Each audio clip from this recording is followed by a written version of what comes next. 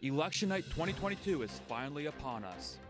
There are thousands of races nationwide, 435 House races, 34 Senate races, and thousands of state and local races that will define the country's political landscape for the next 2 to 6 years. In Pennsylvania, there are a number of key races. There is an open seat in the U.S. Senate that Pennsylvania voters will have the opportunity to fill as Pat Toomey retires after serving 2 terms in the Senate. And that is that I will not be running for re-election in 2022. It's been a tight and contentious race from the beginning, and tonight we will know who PA voters choose to represent them for the next 6 years. Meanwhile, Governor Tom Wolf has reached the end of his 2 terms allotted to him by the Pennsylvania Constitution, setting up a race between the state's Attorney General and a controversial state senator to replace him as Governor of the Commonwealth. Locally, there is a race to replace the retiring state representative Pam Snyder, who chose to not run for a 6th term in office. Throughout the night, you'll hear from our team of political reporters and analysts, bringing you up-to-date results. Caleb Yager and the rest of the team present Decision 2022, WCTV's Election Night Special. It all begins now.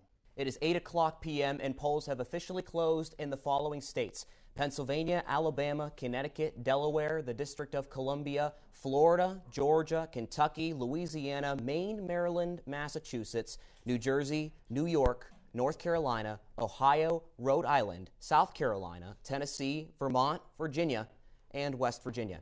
And here is what we know so far. Greene County's representative in the United States House of Representatives, the Republican Guy Reschenthaler, has been reelected to represent Pennsylvania's 14th congressional district after running for re-election unopposed. Likewise, Camera Bartolotta is headed back to the state Senate to represent Greene County. Bartolotta, who is a Republican, ran unopposed for re-election as well. And we're keeping an eye on the U.S. Senator Georgia race. Right now, Raphael Warnock is winning 56.1% over Herschel Walker at 42.4%, and 24% of the votes are in. And as we wait for the first batch of results to come in from the Pennsylvania Department of State, I'm joined by my panel of Alex Hughes and Brock Owens to touch on some of the results that we already have, as well as the background to this election nationwide. So let's ask the first question to you guys, Alex and Brock. So there are really a few interesting competitive Senate races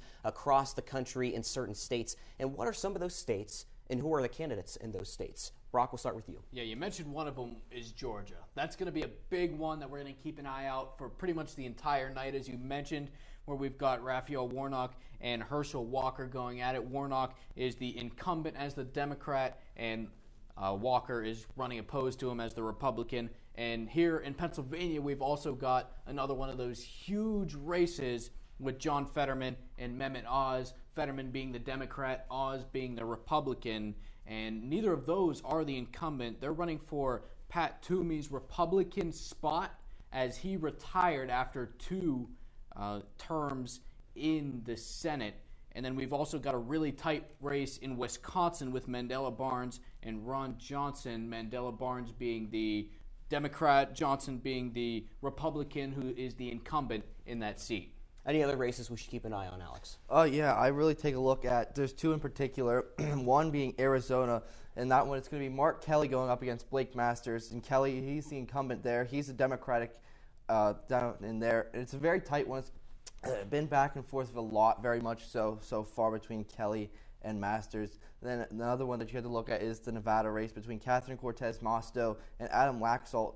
Cortez Masto is the incumbent there for the Democratic side, and Laxalt has had the lead for a while, and right now he's up by about a point or so in the latest polls, but that's another very close one that we're keeping a look on right now. Now, obviously, Pennsylvania, Georgia, and Wisconsin are key states that we will cover tonight, but let's take a look at the 2 other states, like you just mentioned, in Nevada and Arizona. Let's get your breakdown of those 2 races.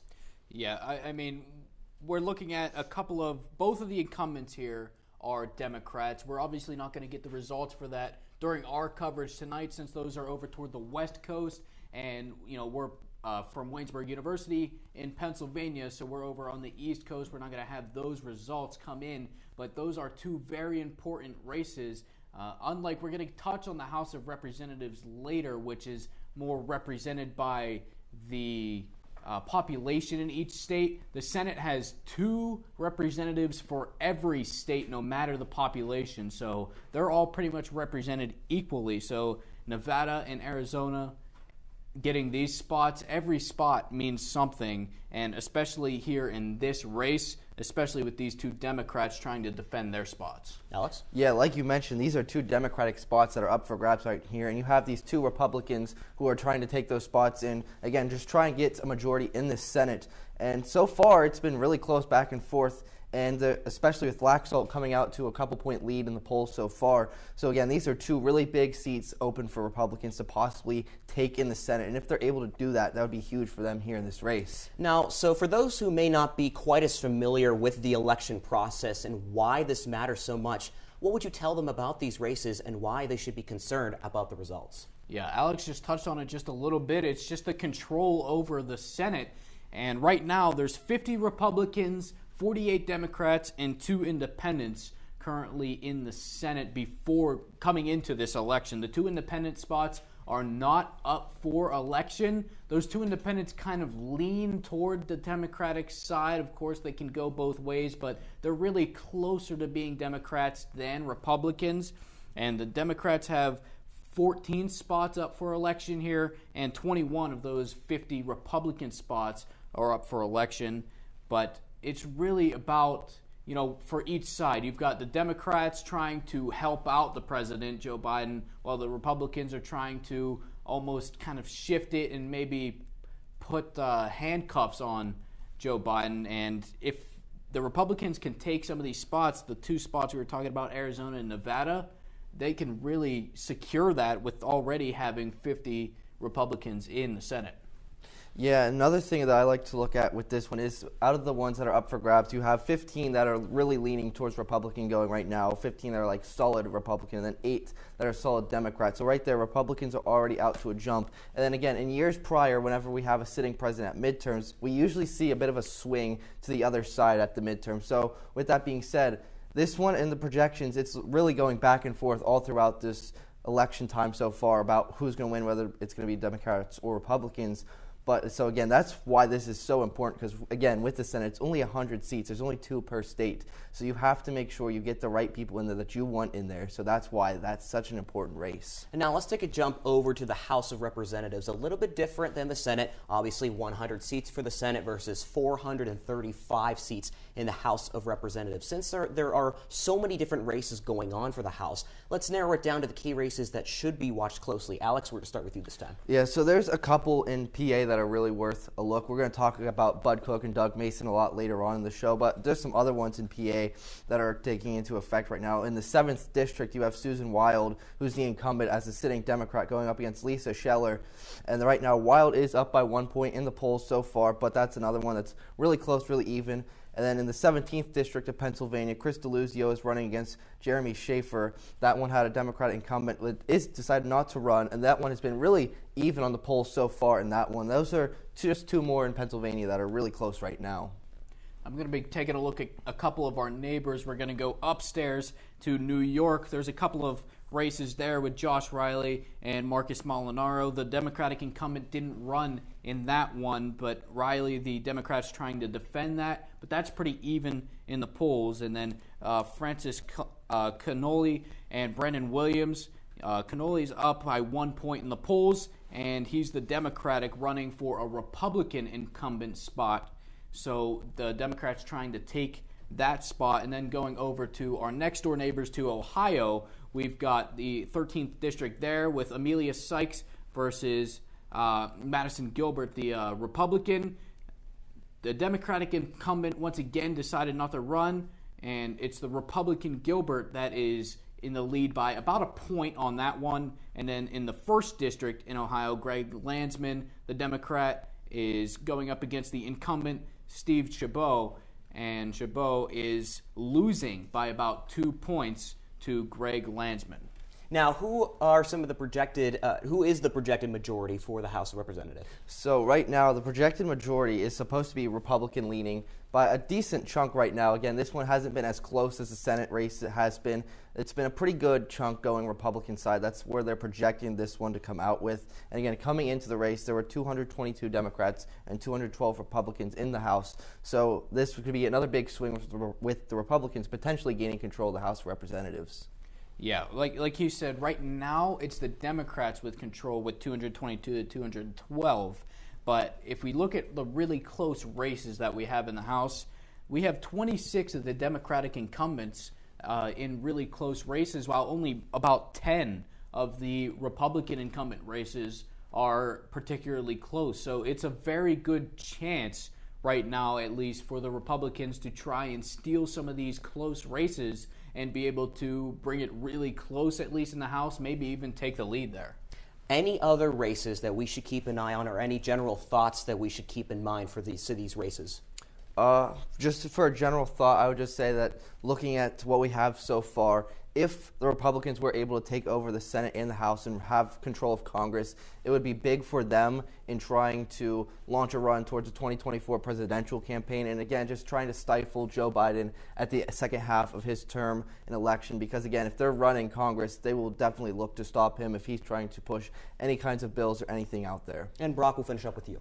Yeah, and I think this is definitely just a huge election. I know pretty much you can say that about any election, but when we're looking at today's times, we're talking about, Republicans are very staunch in their beliefs about, trying to block Joe Biden, and while Democrats can sometimes, want their Democratic president to get stuff done. So if the Democrats can somehow, take the lead in Congress where they can keep the House of Representatives, they can maybe grab the lead or tie it up in the Senate, it would be very good for them to have that control in Congress with their Democratic president. But it would be a good opportunity right now for the Republicans to keep their lead in Senate, and they have a pretty good shot at tying it up or taking a lead in the House as well to, as Alex said, pretty much stifle President Biden. Thank you so much, Brock, and thank you so much, Alex. We're going to take a break here, and when we come back, we're going to go a little more local and look at some Greene County races. But you're watching 2022 midterm election coverage right here on WCTV.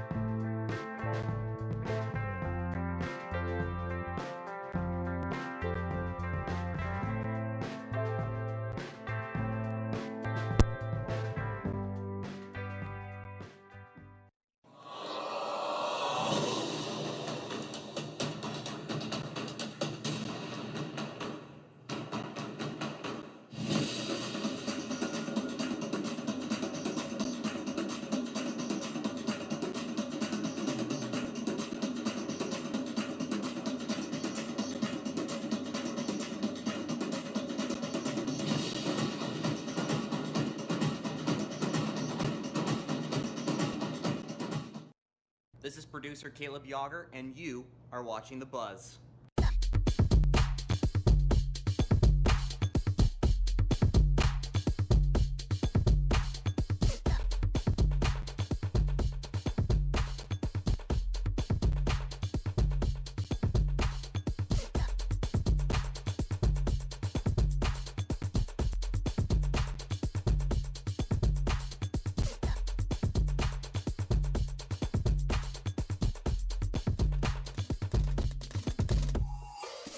You're watching WCTV, where we aim to bring you the best local coverage of what you care about most. Everything from local businesses to hometown sports and the latest weather. We're keeping up to date with what you need to know about issues that affect our campus and our community. We're telling the stories that matter, celebrating our past, our future, and our potential. So tune in for all the latest buzz right here on WCTV Channel 14, Waynesburg.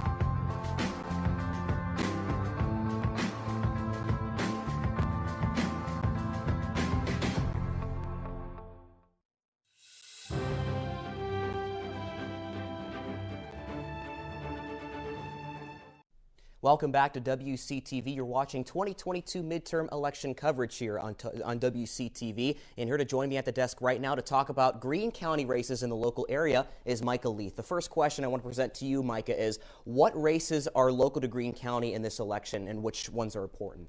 Right, Caleb. So Greene County is represented in both chambers of the House and General Assembly. The first is the House and the second is the Senate. In the House, it is a contested race. It's Doug Mason versus Bud Cook.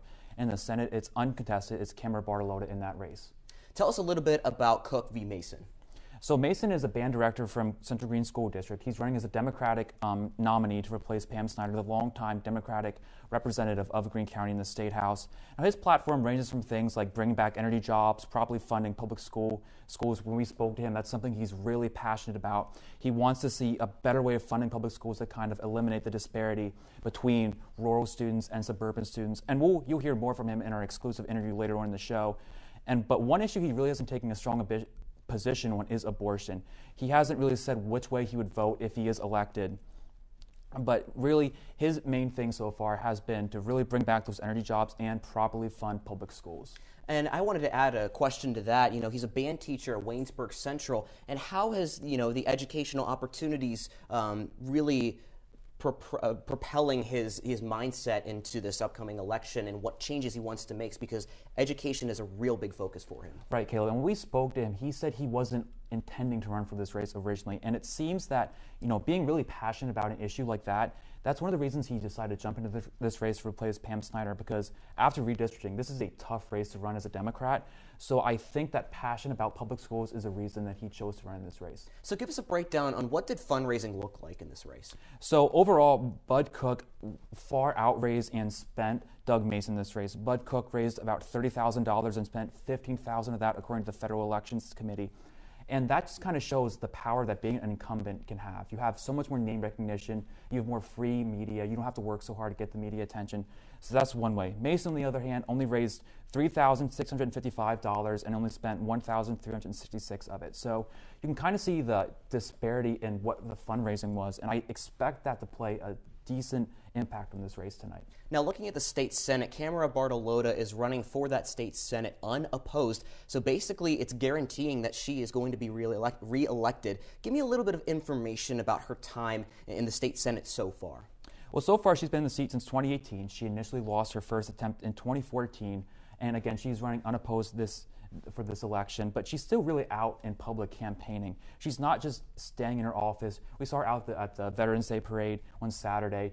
She's really she's looking beyond this election, I think. She's not limiting herself to just this election. She recognizes that she's not going to be unopposed in every single race as things change in the next few years. So what committees are she a part of?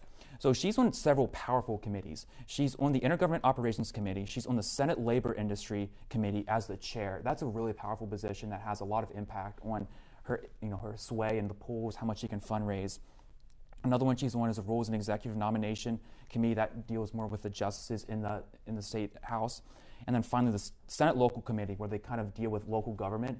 That's also really important. It can have an impact on other local races around the counties that she represents. What about the race for the General Assembly as a whole? What is the outlook for both parties in that race? So it is really up in the air at this point. Right now, Republicans control both houses of the General Assembly. Republicans control the State House and the State Senate. So after redistricting, it's really not clear what party is more in power right now. You see things like how contentious it was, how each party was going at it, presenting their own versions of ballots. Because redistricting, it really is the best way to ensure home field advantage for your party in the next 10 years. But neither party really got their way. It went to the Pennsylvania Supreme Court to be drawn. So we don't really know. These local races can go either way. We saw a person like Pam Snyder run and win as a Democrat for a decade in a very Republican area. So these local races are truly wild cards, so that's why it's difficult to predict what party's going to come out on top in that General Assembly race. Talking about the redistricting maps, so Bud Cook, there's a little bit of a confusion talking about the 49th district and the 50th district. Little bit of both for him, but technically not one or the other. Can you kind of explain that to us? Yeah, so his district, previously the 49th, was drawn into the Pennsylvania PA 50. So had Pam Snyder chose to run again, by technicality, she would have been the incumbent in this race, and he would have been, I guess, the challenger, if you will. but again, she chose not to run. And he's really, you've seen him kind of expand more into Greene County now that that's part of his district. I just got a text from him about 15 minutes ago, and he told me that one thing he's really committed to is fair and transparent government for the residents of Greene County. So that dynamic is interesting to see how that's going to change things and how voters are going to react to a different person after 10 years of Pam Snyder as the incumbent. Now, going back to the state Senate, anything else that we should keep an eye on in terms of the race?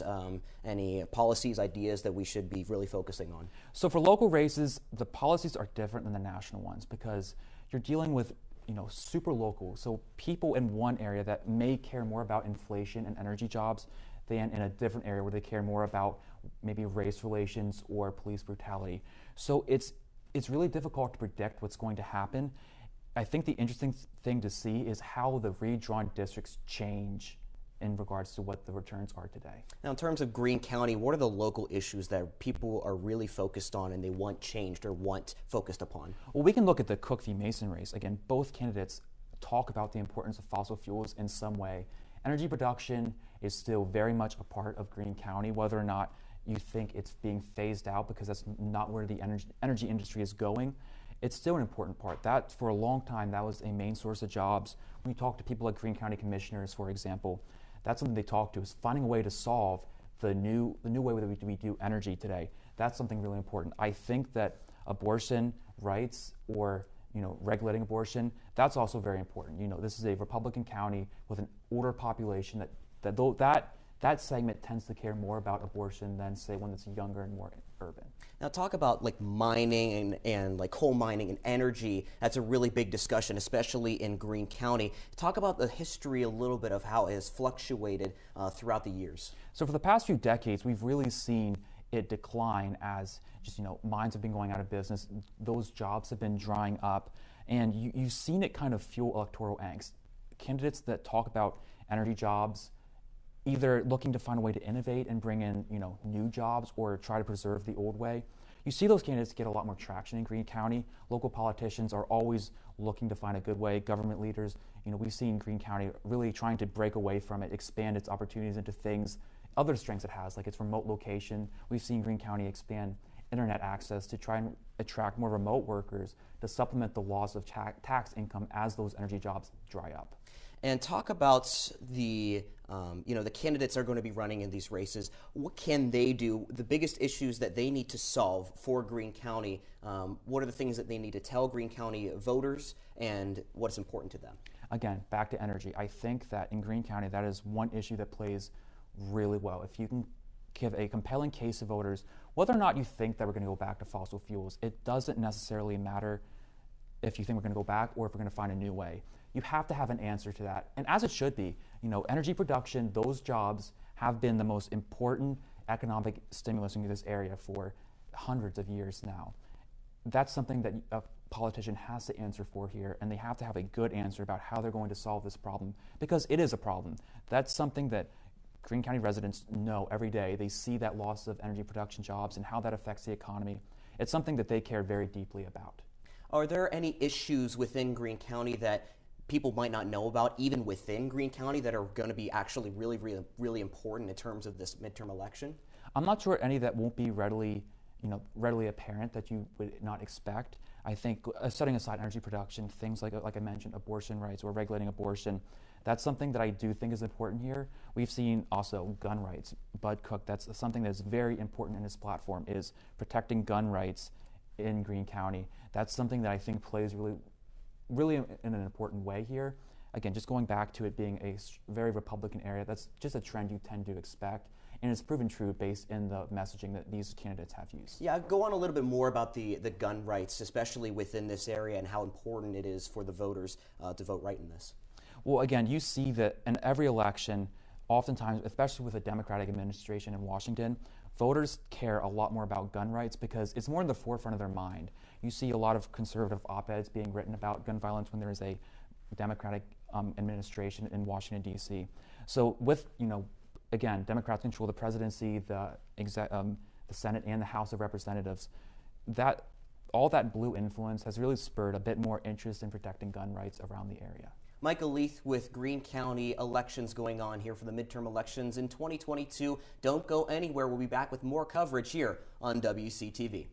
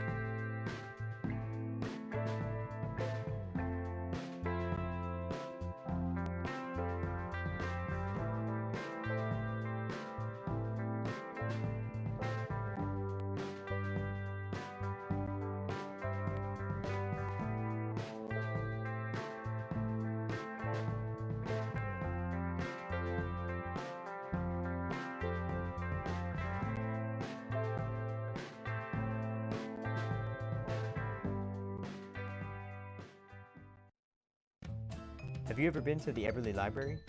If not, you should, because it's great. They have books of all different genres: history, biography, fiction. Try The Evolution of Life, Life of Pi, or Jurassic Park. So what if books aren't your thing? Try movies like Frozen, or TV shows like Lost.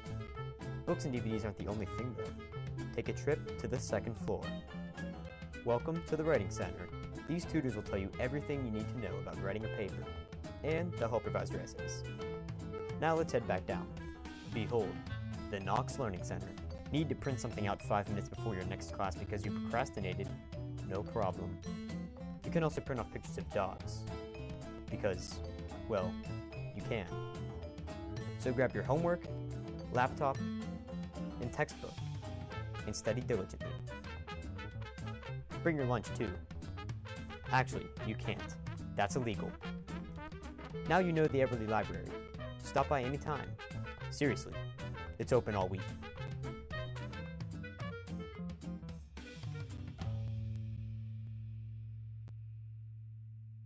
You're watching WCTV, where we aim to bring you the best local coverage of what you care about most. Everything from local businesses to hometown sports and the latest weather. We're keeping up to date with what you need to know about issues that affect our campus and our community. We're telling the stories that matter, celebrating our past, our future, and our potential. So tune in for all the latest buzz right here on WCTV Channel 14, Waynesburg.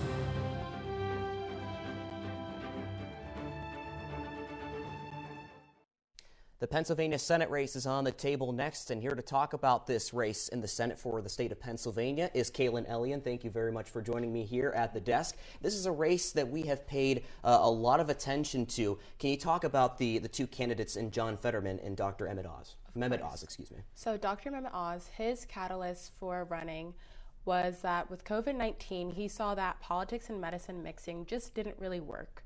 So for him, he wanted to give a more honest answer as a surgeon.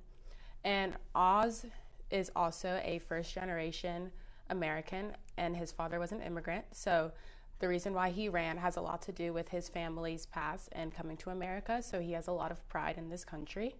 What makes Oz so significant in this race is the fact that Donald Trump did endorse Oz. Many have criticized Oz because he was a TV presenter and not originally a politician. So a lot of people have been giving him backlash in this. So from John Fetterman, he was the mayor of Braddock, and Braddock is a town out of Allegheny County. And within this race, he won by one single vote, and he also reconstructed the town, and this allowed him to see less gun violence, and it's now a safer area to go to.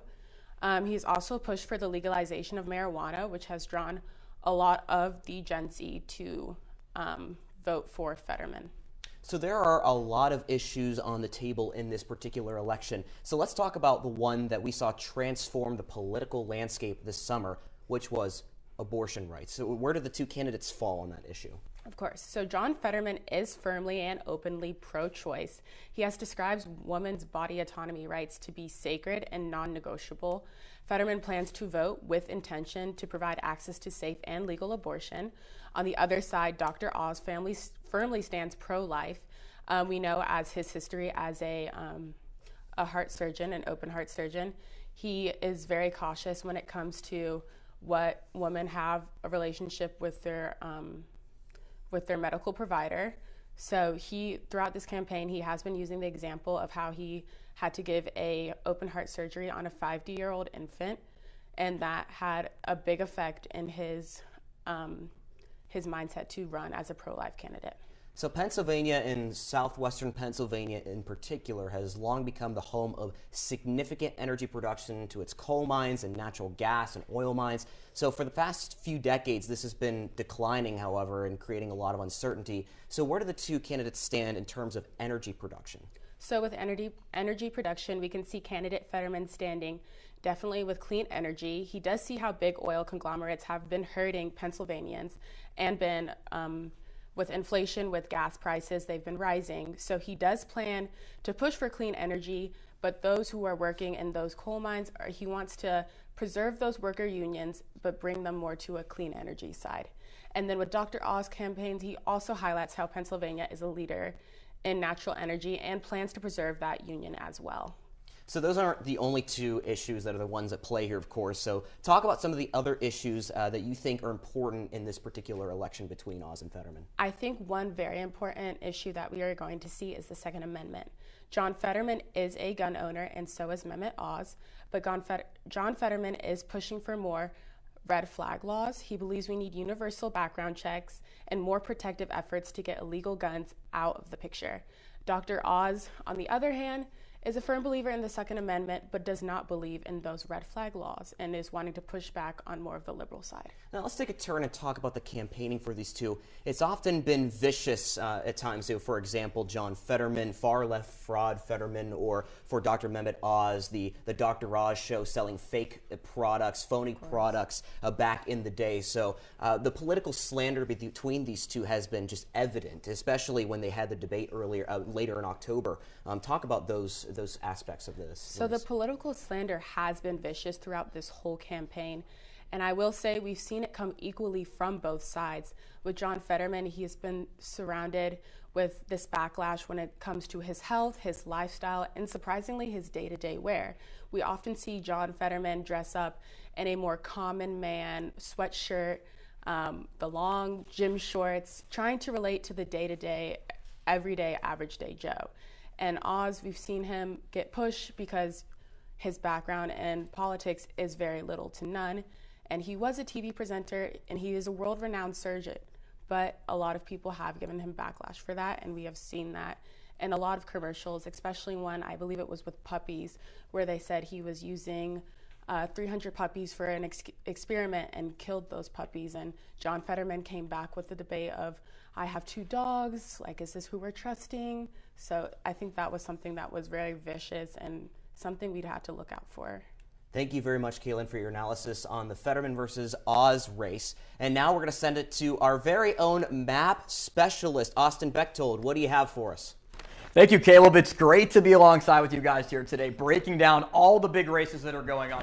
And we start right here in our backyard in Pennsylvania with the critical Senate race. Now, this is a race that originally was looking to be in the favor of John Fetterman, but after the recent debate between the two 2 weeks ago in Harrisburg, a lot has changed so far with the overall map and the overall projection. Now, going on right now overall with the map, just a lot of early votes that are coming in. Only 5% of the vote has so far been reported. And a lot of it has been in bigger cities as to why we're seeing the percentage for John Fetterman being as high as it is. Only 15% for Oz and 83% for Fetterman. But that's because we're seeing dumps of votes in counties like Philadelphia County, with obviously Philadelphia, and Allegheny County with Pittsburgh, and also Erie. And also, we saw a lot of different rallies and events that were being held. President Obama was in Pennsylvania on Saturday, as well as President Trump, rallying to support the candidates, John Fetterman and Mehmet Oz.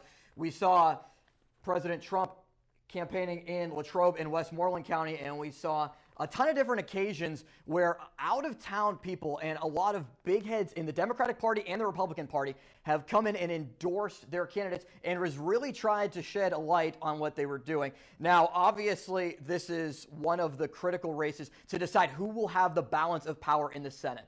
Coming into today, it was 50-50 in the Senate, with Kamala Harris, the Vice President of the United States, being the 51st vote for the Democrats to be able to decide who has the majority, but only by one vote. Republicans are thinking that they have a good chance to be able to take over the House and the Senate. We'll take a look at some other races going on later on here tonight about they feel that it's very, very possible that the Republicans could have a clean sweep tonight and have the House as well as the Senate. $312 million, the most money spent on any Senate race, was here in Pennsylvania. We have a lot more coverage here coming up on WCTV's Election Night Special.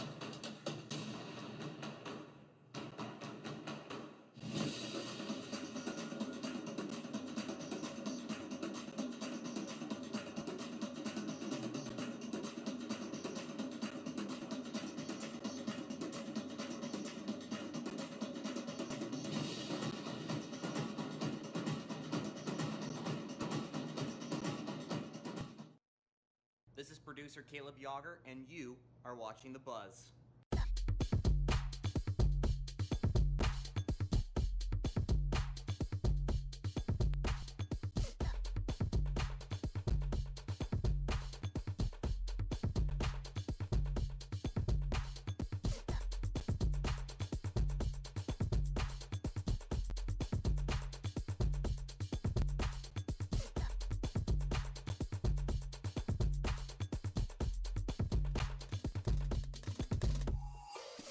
You're watching WCTV, where we aim to bring you the best local coverage of what you care about most.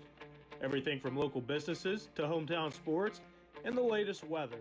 We're keeping up to date with what you need to know about issues that affect our campus and our community. We're telling the stories that matter, celebrating our past, our future, and our potential. So tune in for all the latest buzz right here on WCTV Channel 14, Waynesburg.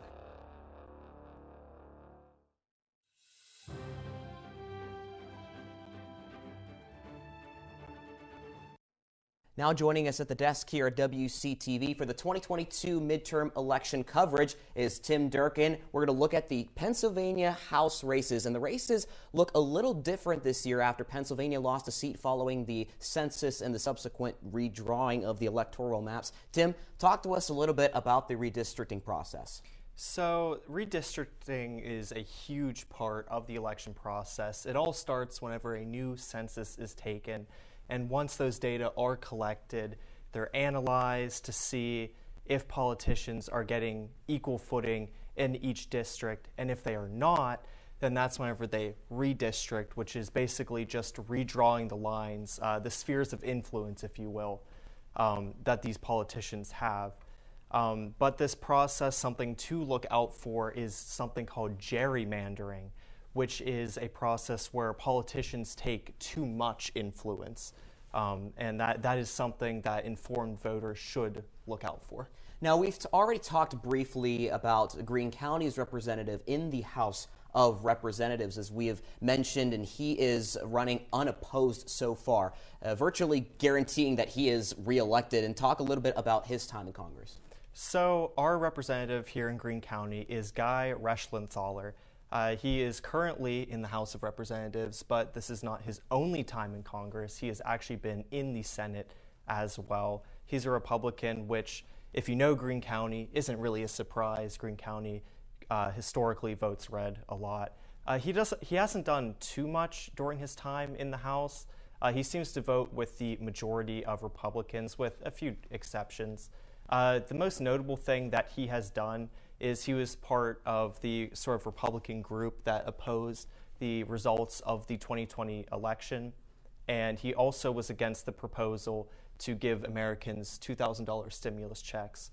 So you can kind of look forward to that for the next 2 years, since he, like you said, he's probably going to win. Now let's take a look at the race on the other end of the political spectrum. Susan Wild versus Lisa Scheller. They're running in the Pennsylvania's 7th Congressional District. And by all metrics, this race is incredibly close. And 538 has the race pegged as one of the closest House races nationwide. Let's talk about this race a little bit. Who are the candidates and what is their background? So I'll start with Susan Wild. She's the incumbent Democratic representative for PA's 7th District. Fun fact, she was the first ever woman to be elected to the House from this district. She's been here since 2018, and she's looking to go for another 2 years. Her main platforms are lowering the cost of prescription drugs, mental health awareness, and getting benefits for retired Americans. What's interesting about her is that she's not entirely Democratic. She's actually voted bipartisan on quite a number of bills in Congress, and actually over 65% of her votes have been bipartisan.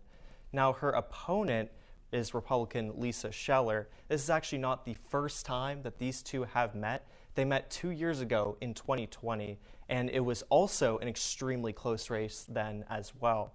So even though there are more Republicans registered to vote in that 7th district, we'll just have to wait and see if that matters. Now, this is the second time that these candidates have faced each other. Wild faced off with Scheller back in 2018. What are some of the ways that you think that this race is going to be different from the last time? So even though it's only been 2 years, the political climate looks a lot different than it did. So back in 2020, I would say the main issues were COVID and the Black Lives Matter movement. And now the most debated issues are usually abortion and the economy. It's hard to say if these new issues will sort of affect anything, or at least more so than the issues from 2 years ago. But I could end up being proven very wrong because this is such a close race. And moving on to another race that is really close, Matthew Cartwright versus Jim Bognut in Pennsylvania's 8th Congressional District. Give us a little bit of information about this particular race. So as you said, this 8th district race is incredibly close. There are a lot of close races across PA. Both of these candidates are pretty interesting. Cartwright, which is the Democratic candidate, he has served 5 terms in the House, and he even won in 2020, even though Trump won his district, which is very interesting for a Democrat to win in a Republican presidential candidate district. And Bognut, the Republican, he is getting a lot of help in this race from Trump's endorsement of him back in May. It is important to note, though, that Bognet has lost to Cartwright not once but twice before. So this could be his year, but it is also very possible for him to lose a third time. And speaking of interesting races, there's one happening that's taking place in the north of us right now in Pennsylvania's 12th congressional district. This race containing Summer Lee taking on Michael Doyle. And Lee is heavily favored to win in that race, and her victory should be a significant one for the left-leaning Democrats in Congress. So talk a little bit about the platform she is running on and such things. So if you know anything about the Democratic Party, her platform isn't too different. Her main things, she wants easier access to voting and less racism in that process. She has a very strong stance on disability awareness, saying those that have a disability are almost second-class citizens. She wants a living wage and supports unionization for every business. She has the same stance on environmental issues, LGBTQ plus rights, and that type of thing. So if she wins, like you said, this will be a huge win for Democrats in the House of Representatives. Thank you very much, Tim Durkin. We'll be back with more coverage, so don't go anywhere. You're watching 2022 midterm election coverage on WCTV.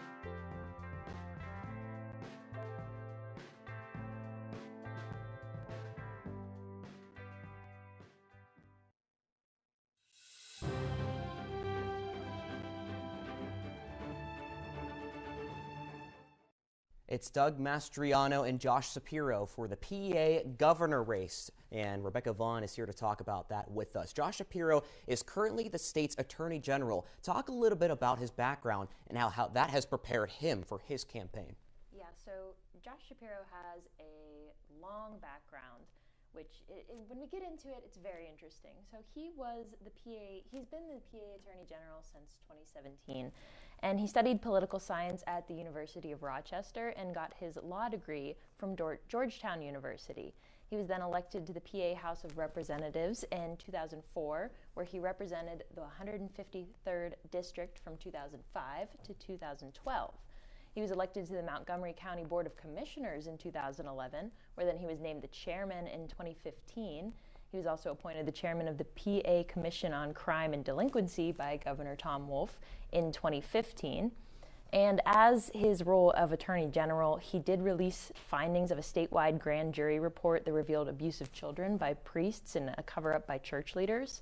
And he was also able to negotiate a settlement between Highmark and UPMC that allowed 1.9 million insurance recipients to keep using their existing doctors rather than being forced to switch providers. So his long background has really set him up for this race. Now, that's Shapiro's point of view. Now going over to his opponent, Doug Mastriano, but no stranger for Mastriano to the state politics. He's currently the state senator representing Pennsylvania's 33rd district, which encompasses parts of Adams, Cumberland, Franklin, and York counties, but he's also a veteran. Talk about his background and whether or not that's a strength or weakness even for him. Right. So Doug Mastriano, he served in the Army from 1986 to 2017, and he did obtain the rank of colonel. He ran for U.S. Congress in PA for the 13th Congressional District, in 2018, where he finished 4th in the primary. He won state Senate seat for the 33rd District in the following year during a special election. And on the education side, since he was in the Army for so long, with his education, he went to Mercer County Community College. He has a bachelor's degree in history, a master's degree in strategic intelligence. He has a master's degree in air power theory, a master's degree in military operational art and science. He's got a master's degree in strategic studies and a PhD in history. So he does have a lot of educational background, but we don't see as much political background as we do from Josh Shapiro. And he has been described to be a prominent figure in the fundamentalist Christian nationalism. But even though he doesn't have as much of the political background that Josh Shapiro has, he kind of has that American spirit that we see in a lot of Republican candidates. So being in the Army, and he's got that right point of view, I think that's where it's a benefit to him that makes up for his kind of, I don't want to say the lack in political background, but it makes it even out a little more. Yeah, that American spirit could really be helpful in terms of the Republican Party side of things. But Mastriano has been the subject of a lot of different controversies surrounding his connections to January 6th, the storming of the Capitol. Talk about that issue just a little bit, some of the legal problems associated with it as well. Yeah, so he was in attendance for Trump's rally prior to the January 6th storming of the Capitol. There was a video taken and seen of him passing through Capitol police barriers after they had been breached. So he was not a part of the breaching himself, but he passed through them after they were breached. He was subpoenaed by the January 6th committee back in February because, well, he had originally claimed that he had left the rally before it turned violent. But then that video came out, and that video proved his claim to be wrong. And he stopped cooperating with the January 6th committee back in August because he stated that he would not testify in court unless he was allowed to record the interview because he was worried that the interview would be cut and changed and that the interview might affect his chances and his potential abilities to win the governor elections this time around. So the hearing that he was a part of was actually cut off just after 15 minutes because he had refused to answer any questions. The governor's race brought to you by Rebecca Vaughn. Thank you so much for breaking it down for us, Josh Shapiro and Doug Mastriano. Well, we're going to send it outside because Micah Leith has a little something for us. So we're going to send it outside right now. Micah, what's up? We got our first round of results from the Cook v. Mason race. Doug Mason currently leads by 1,000 votes, while Bud Cook has 357. Now, it's important to note those aren't results from today. Their mail-in ballots has just been tabulated. And it's interesting because that is a result, an opposite of what happened in 2020 with the Snyder v. Yost race when Yost jumped to an early lead in day of election voting, but lost when the mail-in ballots were tallied. So it'll be interesting to see how a day of voting changes things, but we're still waiting on those to come in. Back to you, Caleb. And we're back here on WCTV. We have an update with our map expert, Austin Bechtold. Austin, what do you got for us over there? Thanks, Caleb. Yeah, so quickly on the race with Josh Shapiro and Doug Mastriano, currently with just about 8% of the vote in right now. Shapiro owns a 80% advantage in the votes, but still a lot more votes yet to come in, as we've seen with the race that's also going on for Senate with Fetterman and Dr. Ross. But I want to go to Georgia for a little bit. 42% of the vote in Georgia is in, with Raphael Warnock and Herschel Walker running. Now, this is expected to be one of the most tightly contested Senate races of the night alongside of Pennsylvania. Walker has been closing the gap throughout the whole entire election cycle, which is a little surprising and confusing to some Democrats is there is a ton of allegations that are against Herschel Walker and a lot of other speculation about what his campaign is doing and what he would present as a potential senator in Congress. But right now, a lot of the vote is coming in the bigger cities: Atlanta, Augusta, also Columbus, and Savannah, Georgia, with Warnock 52% of the vote, almost 53% of the vote in, with 42 right now in the vote. But I want to go to the special election that ended up being a runoff from 2020 rather, going to a 2021 special election where Raphael Warnock ended up beating Kelly Loeffler. You saw a lot of empty space right down here for Herschel Walker in this area, and that's where a lot of his votes are probably going to come up. That's where Kelly Loeffler had a lot of her votes in the last election when she faced off against Raphael Warnock. Now, in Georgia, the Senate seat, you need to have at least 50% of the vote to be able to earn it. So it's very possible that there will be a December 6th runoff if one of the candidates does not earn 50% of the vote. And right now, as we saw, Warnock was able to dominate the big cities in Atlanta, right near Augusta. He took Athens, Macon, Georgia, Columbus, and Savannah, as we mentioned, that he is currently controlling right now. That is very important. And also in the Georgia governor race, Stacey Abrams is running up against Brian Kemp. Brian Kemp won this election in 2018 by only a point and a half, defeating Stacey Abrams. Abrams now in a second chance to try to beat Kemp. And as we've seen, the Democrats doing a good job in some of the bigger cities, with Abrams 51% of the vote right now, with 35% estimated in. And I want to take a look at what the 2018 numbers were, as Kemp won with 50.2% of the vote, just enough with that 50%, with Abrams 48.8%. And again, it's the red all in the central part of the state as well as the top with the big cities. The key for Republicans is going to be being able to get enough votes in the bigger cities to counteract that huge Democratic vote in the cities, especially around Atlanta and the surrounding counties, to be able to potentially change the Senate seat back into Republicans' hands. We'll be right back with more election coverage here in the 2022 midterms on WCTV.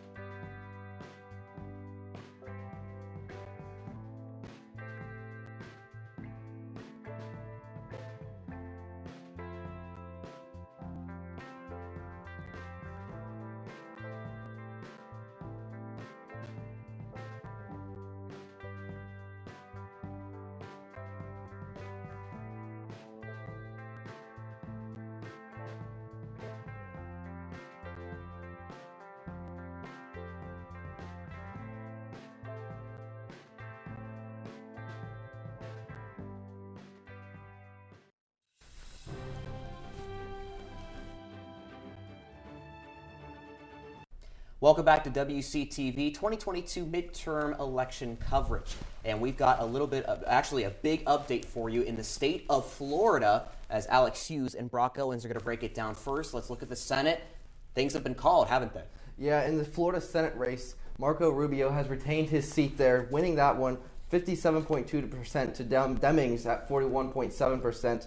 And again, this race has been called as they already counted 84%, so that one has been called. Marco Rubio will stay in the Senate for Florida. Not just the Senate, but also the governor's race. What's up with that? Yeah, 85% of the votes have been counted in that governor's race, and it has been called as well. Ron DeSantis, the Republican, is going to win that over the Democrat Charlie Crist. So both races there in Florida have already been called, and the winners have been announced there.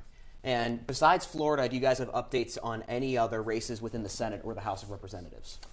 Just some House of Representative races that we have some updates on. In Pennsylvania, the 7th District, Susan Wild versus Lisa Scheller. Right now, it's last reported at 8%. Wild was up 79.3 to 20.7%. And then in the 17th District for Pennsylvania, that one was reported at 21%, with DeLuzio at 80% leading, Schaefer with only 20%. Brock? Yeah, earlier we talked about a couple of the races in Ohio, and the last reporter that we got for those, about 29% of the votes have been counted for the 13th District between Amelia Sykes and Madison Gilbert, and Sykes was up about 65.5% of the vote to Gilbert's 34.5% of the vote there. And then in the 1st District, it's Greg Landsman against Steve Chabot. Chabot is the incumbent there, but he is down. He has 39.2% of the vote currently, while Landsman has 60.8% of the vote with 34% counted there. Well, everybody has been working feverishly to get updates and staying up to date on all of these races. We hope you're enjoying our election coverage here tonight on WCTV. Once again, we're going to take a quick break, and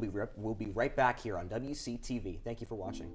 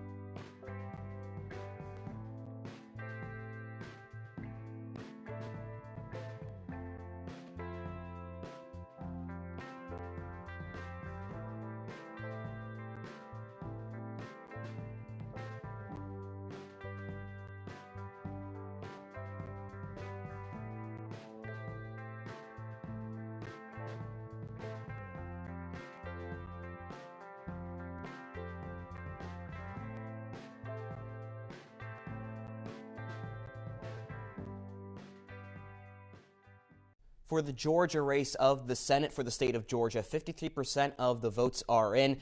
Warnock has the edge over Walker, 51.7% over 46.5% for Walker. And here to break it all down for this race is Becky Shank. Thank you so much for joining us here on the desk on WCTV's election night coverage. And the first question, the incumbent Raphael Warnock is not necessarily a lifelong politician. Tell us about his background just a little bit. Yeah, absolutely. So Warnock has a very interesting background. His original profession was being a pastor. And interestingly enough, he was the pastor at Ebenezer Baptist Church in Atlanta, which is where Martin Luther King Jr. was also the pastor. And he pastored there for 16 years before he got into politics to take the seat of Senator Johnny Isakson. And that's really interesting with the same church as Martin Luther King Jr., excuse me. Warnock's opponent, Herschel Walker, is also not an established figure in Georgia politics either. However, his name is certainly familiar amongst Georgia voters. Well, what's Walker's background? Yeah, so his background is a little bit different than Warnock. So we get to see him a lot in the professional sports realm, most commonly known for his participation in the Cowboys team. He attended the University of Georgia, where he got to kind of jumpstart his professional sports career, and interestingly enough, joined the USFL team in New Jersey, which was owned by Donald Trump in 1983. Now, going back to Warnock, he's only 2 years removed from a very tight runoff election victory in 2020 that swung the balance of power in the Senate to the Democrats. And what is different about this election compared to the one in 2020? Absolutely. I don't think that's something that people often think about, especially in terms of how much has changed within the past 2 years. So with the 2020 election, we see a lot of COVID-19 influence. So we see a lot of prioritizing that in terms of protocol and how we should be voting, as well as the administration being different. The Trump administration played a huge differing role versus the Biden administration that we see today.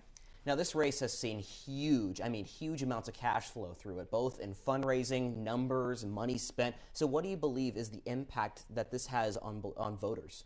Oh, yeah, for sure. There's been such a high increase of not just large interest groups providing funds, but individuals within Georgia as well, which is very interesting and unique for this kind of election. As far as the way it's been spent, though, I think is a major concern for Georgia residents, as a lot of the funds have been going towards the presidential ads that we commonly see and are bombarded with. So they are kind of concerned about what that means long-term with the spending and things like that, but ultimately they're hoping that the financial contribution goes towards good things. These are two candidates that have very, very differing views on a lot of different issues. Let's talk about some of the biggest issues in play for this particular race. Sure. So the hot button topics for the two of them have been education, crime, the economy, and abortion, of course. So there have been a lot of different increases with policy and spending in terms of education, which ultimately has also impacted the state's economy in terms of tax increases regarding the educational increases as well. Both politicians are taking very different stark platforms in terms of where they're standing with each of them. And Warnock is taking a very traditional Democratic route with a lot of these issues, Walker taking a very strong conservative role with those as well. Now, thanks to Georgia's election laws, one of the candidates have to win more than 50% of the votes to avoid a runoff election. And do you think that either of them will win enough votes to take out the election, to take the election outright, or is this race headed for a December 6th runoff election? In my opinion, I'm predicting a runoff election in December 6th. Especially with the 2020 election. With Warnock, that got pushed to a runoff election as well. But the polls have been so turbulent leading up to tonight. And we're seeing Warnock taking a slight lead. And he's doing well. I could see the polls and the voting outcomes going either way as the polls were continually turbulent and changing. But I think that if either of them were to take it, I'm predicting Warnock, but I do think that there's a chance that a runoff would be very likely. Now, an interesting question. So Georgia has mostly been a Republican state for all of these years. But Joe Biden won the state in 2020, barely over Donald Trump. The last time that we saw Georgia being blue, 1992 with Bill Clinton. So just talk about that aspect of it and how this has been a factor in the Senate race. Sure. So it's very interesting because, like you said, it's been a long time since it was a blue state.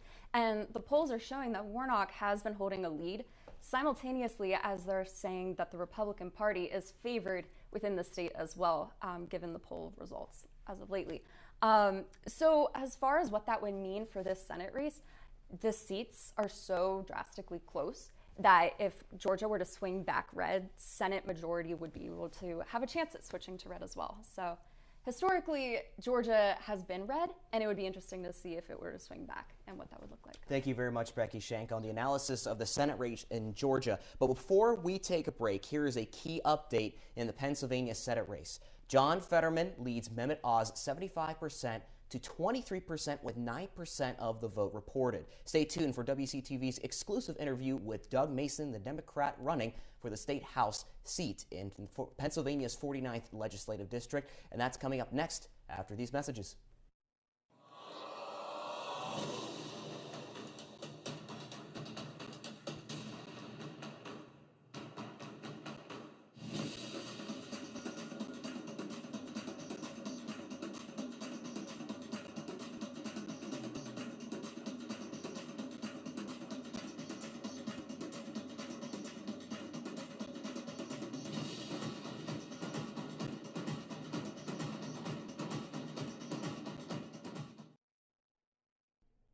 Hello and welcome back to WCTV's continuing coverage of Election Night 2022.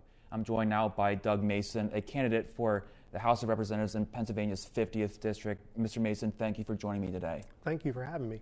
So I guess the first question is just tell us a little bit about yourself, what your background is. Sure. I have been a resident of Greene County for the last 30 years, almost 30 years. I've taught school here. I'm a currently the band teacher at Waynesburg Central High School and also at Margaret Bell Miller Middle School. So I've been in education for 30 years. This is the 31st year, and I live here. I love Greene County. I love the area, and I just look forward to the opportunity of maybe being their representative. So as a teacher, how's that experience prepared you for this race? Well, initially, one of the big things that kind of got me going and interested in doing this was the fact that I have a lot of experience and knowledge about education, and I would like to try to make a little bit of a change in the state with the way we do some things with education. And so, one of the things that is real dear to me is the way the funding of education. We could talk about that. But as far as a teacher, what's prepared me for this, I think maybe the easiest answer is that I've had to deal with a lot of different opinions, different thoughts, different ideas, and different personalities with teaching, particularly band.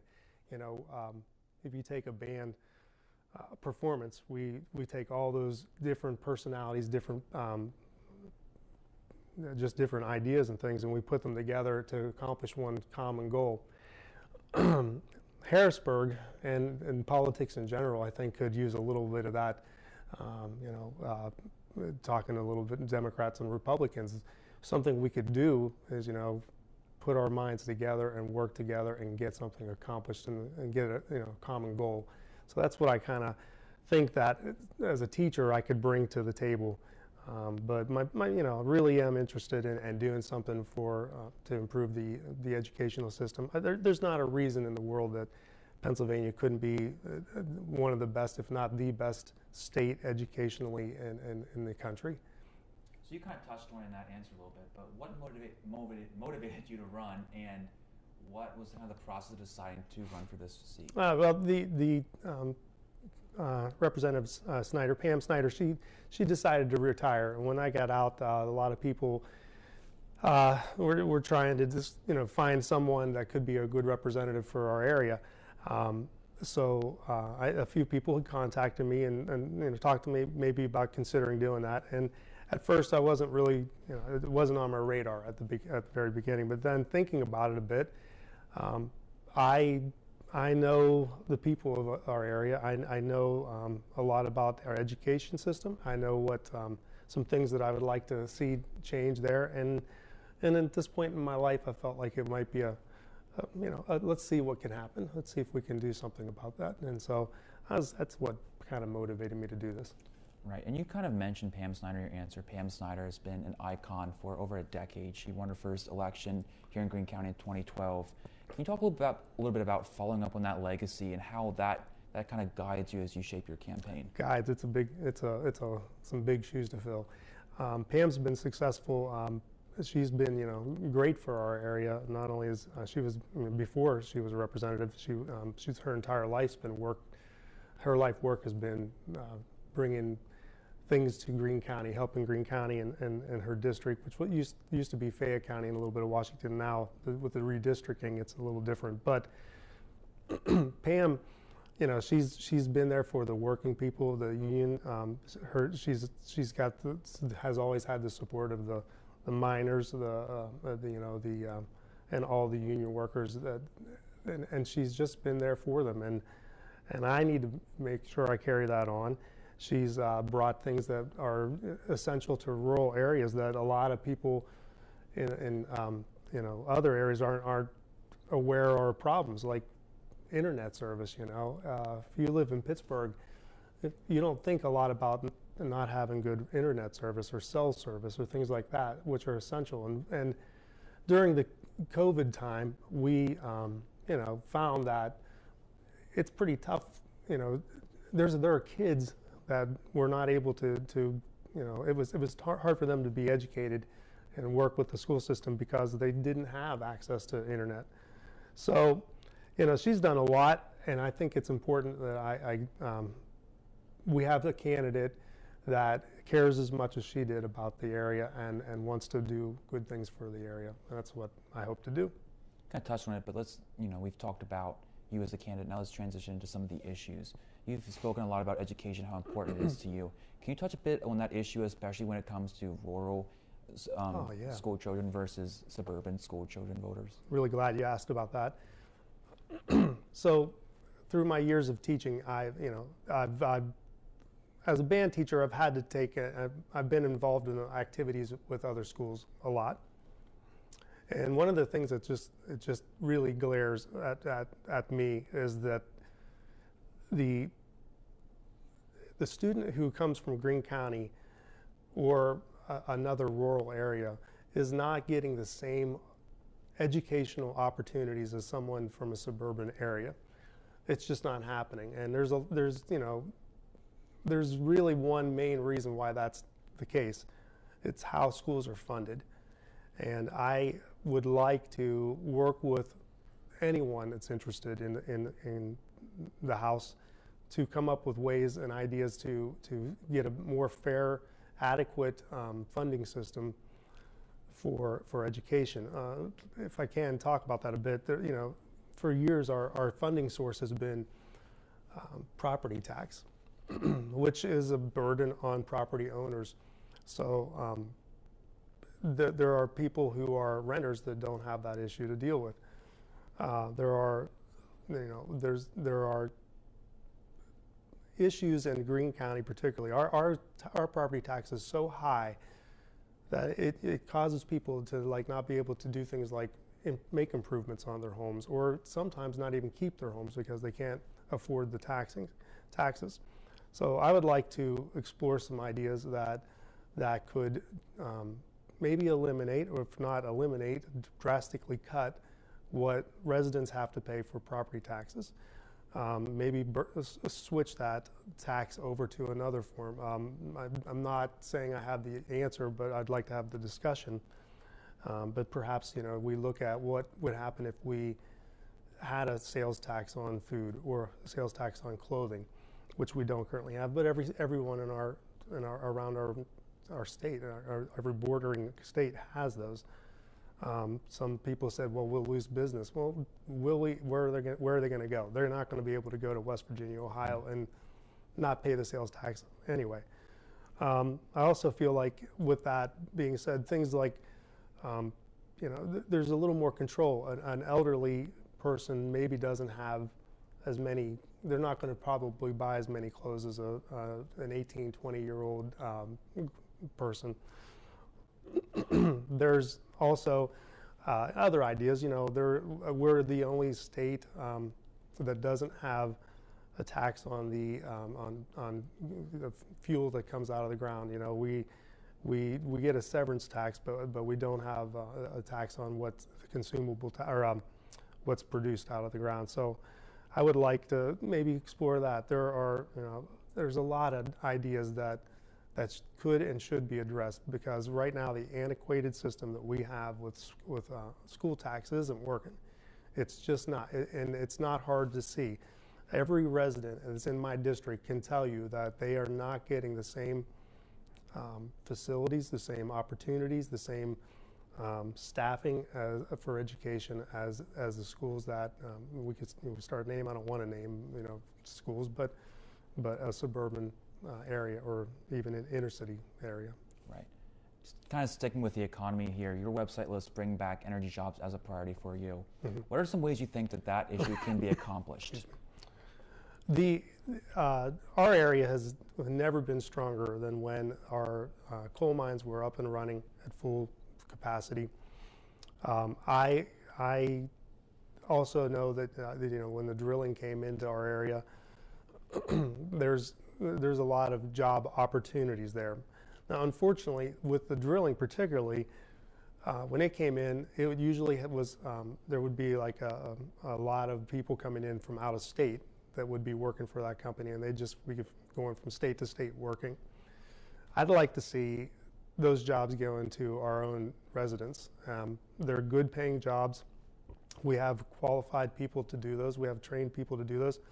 And we should be the ones that are reaping the benefits, so that the people in our area are able to have a good, healthy wage, and a good job, and with benefits and things. I feel like we need to use our own residents and do whatever we can to get our current energy opportunities up and going. We have a lot of energy right under our feet. Now, I would like to make it really clear that I'm not saying that it's during this entire time we are not doing everything we can to grow all the other energies like solar energy and even hydro energy. We have a river here, and hydrogen hubs or something that's been talked about, in our area. I'm for all that, but we're not quite ready to have those sources of energy to provide us everything that we need. And until we are there, I don't think there's a coal miner or a driller that's would be against that. I don't really think so, because honestly, there's just, they're paying the same bills we are as well. So, we just need to evolve into a better system. But right now, this is what we have, and we shouldn't be dependent on another country. We shouldn't be, and we shouldn't.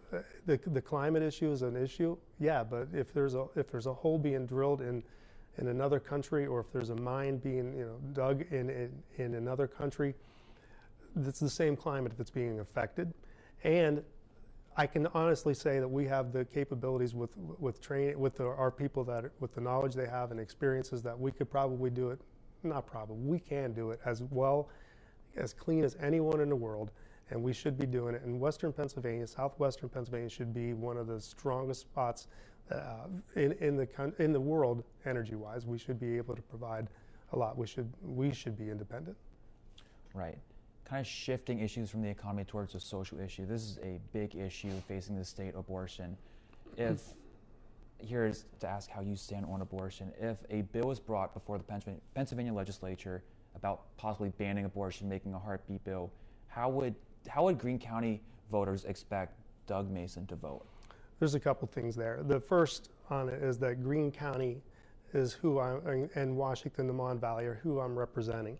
So I got to be careful that I make sure I stay in line with what my constituents want.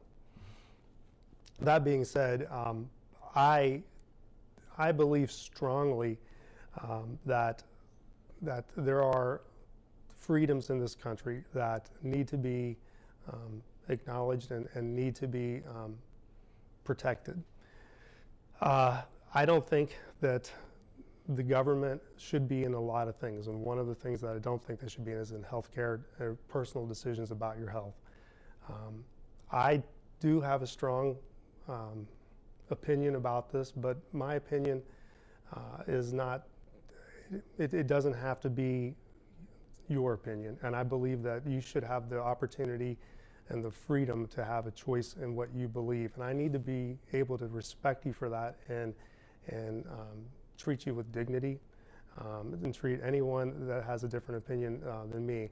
I do believe that there are a lot of I believe that abortion is sometimes very much too generalized and too the cover statement. So there are exceptions that are clear. Like example, I've talked to a man, and he's a doctor, a physician, and he was talking about how there's a lady that after finding out she was pregnant, she discovered that she also had breast cancer and needed to take chemotherapy. That's an inhumane situation for a fetus, a baby. And so there has to be some reasonable thought going through things, but ultimately the decisions that are made about abortion, I believe, should be between a person. I'm a man. I'm never going to have to make that decision. It kind of bothers me that in government we're being asked to make a decision for a woman when we'll never have to be in that spot. But I will say that I believe that that's something that should be dealt with their family, their loved ones, their healthcare people, and their clergy or whoever they look to for spiritual guidance. I do believe that, and but my choice doesn't have to be the same as someone else's choice. I just feel like the right to have a choice should be protected, because there's a lot of people that went to war and fought and lost their lives for the freedoms to be in America, for us to be free in America, and you know, we can't forget that. That's important. Well, Mr. Mason, thank you so much for your time today. Best of luck as the election draws close. WCTV's election coverage will continue after this. You're watching WCTV, where we aim to bring you the best local coverage. Sorry. That's perfectly fine. That's why I didn't ask the last one. Everything from local businesses to hometown sports and the latest weather. We're keeping up to date with what you need to know about issues that affect our campus and our community. We're telling the stories that matter, celebrating our past, our future, and our potential. So tune in for all the latest buzz right here on WCTV Channel 14, Waynesburg.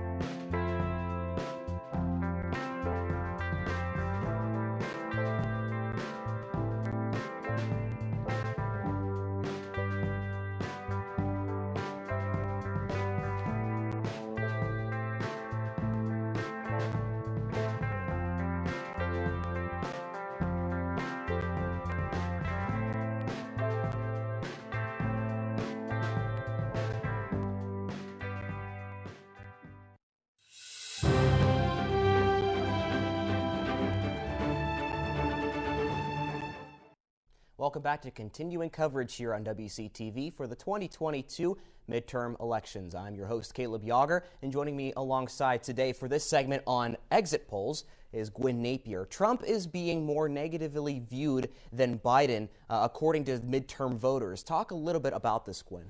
Yes, Caleb. While voters in this year's midterm election hold negative views of President Joe Biden, the views of predecessor Trump are even more negative.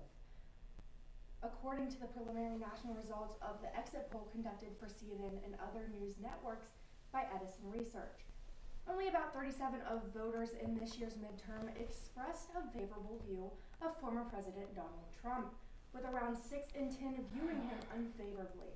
About 16% of voters said their House vote this year was intended to express support for Trump, while with just under 3 in 10 saying it's intended to express opposition, and the rest saying Trump was not even a factor.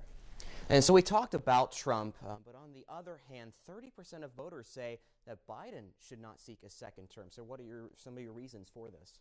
In the preliminary results, 46% say his policies are hurting the country, while 36% say they're helping, and the remaining 16% say they're making no difference. 32% say they are voting mainly to show opposition to Biden, while 28% say the same thing about Trump. 34% of voters say Biden did not legitimately win the 2020 election. Now, what are some of the top issues for voters in this midterm election?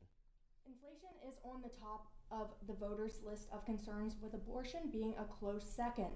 1/3 called inflation the most important issue in their vote, with 27 citing abortion, the remaining divided between picking crime, gun policies, and immigration as their main concerns.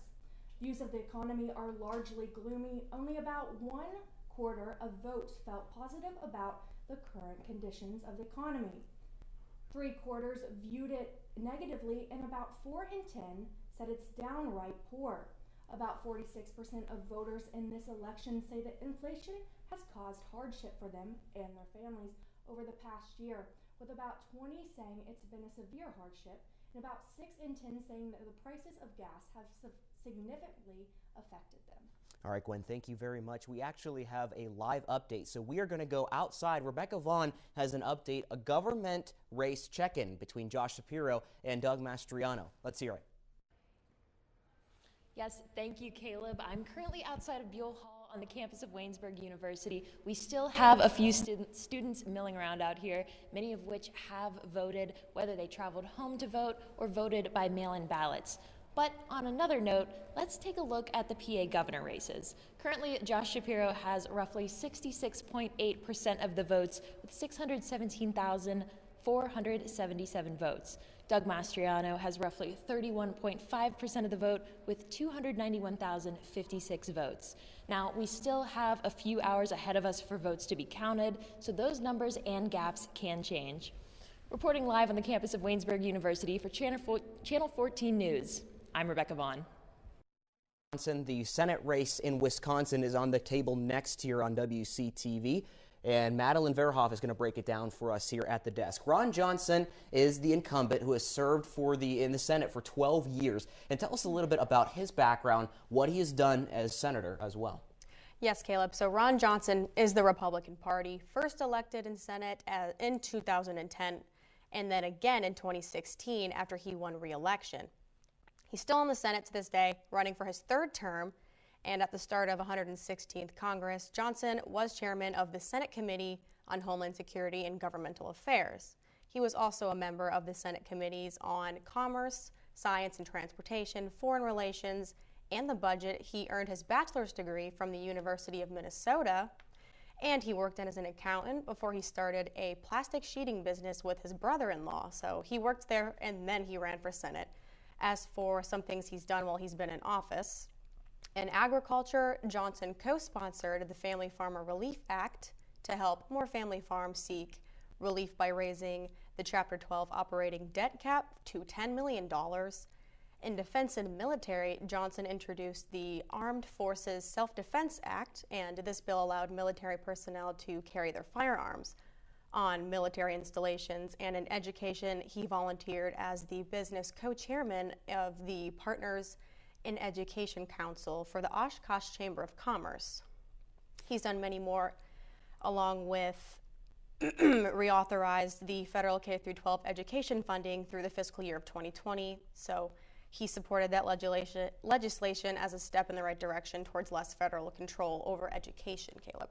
Now, his opponent, Mandela Barnes, is also familiar with Wisconsin politics after serving first as the state senator and then lieutenant governor, but he has a history of political activism that does precede his time in office. So talk a little bit about his background, just a little bit. Yeah, of course. So, yes, Mandela Barnes is the Democratic Party, and he is the current lieutenant governor of Wisconsin. He took office in 2019, and he is running for Senate this year. He was a former Democratic member of the Wisconsin State Assembly. He represented District 11 from 2013 to 2017, and he earned his bachelor's degree from Alabama A&M University in Communication and Media Studies.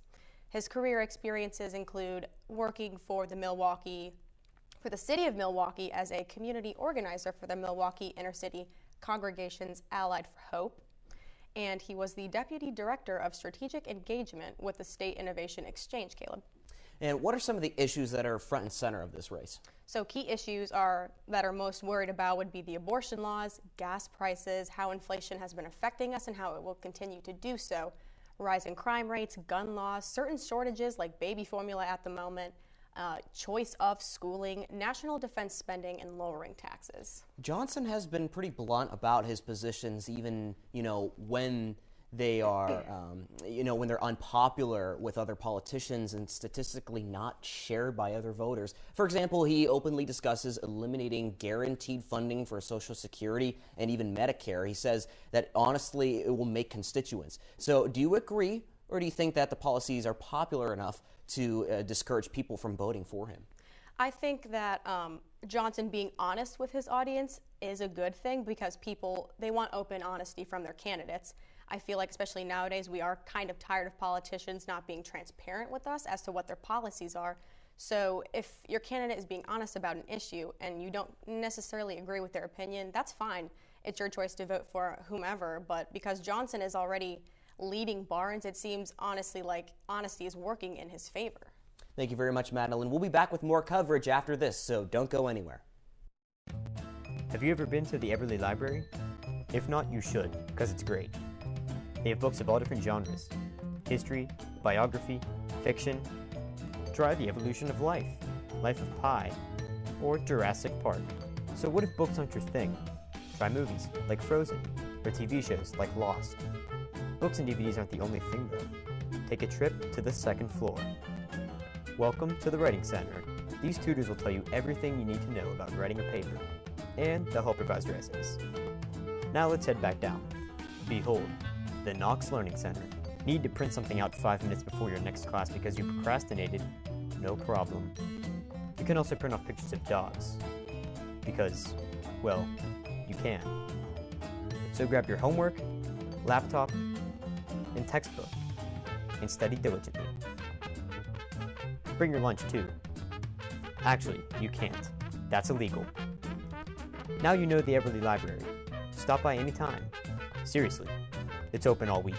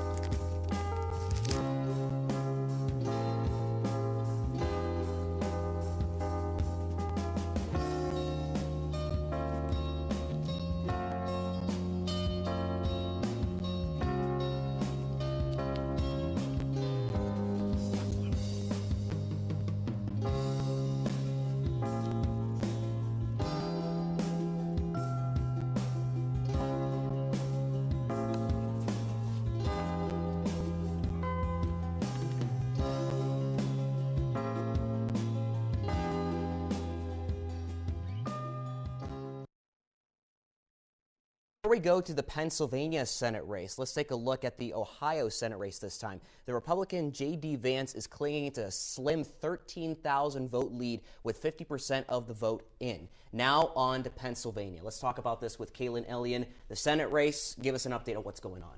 Okay, so I was going to give you guys an update on how the Senate race has changed over the summer.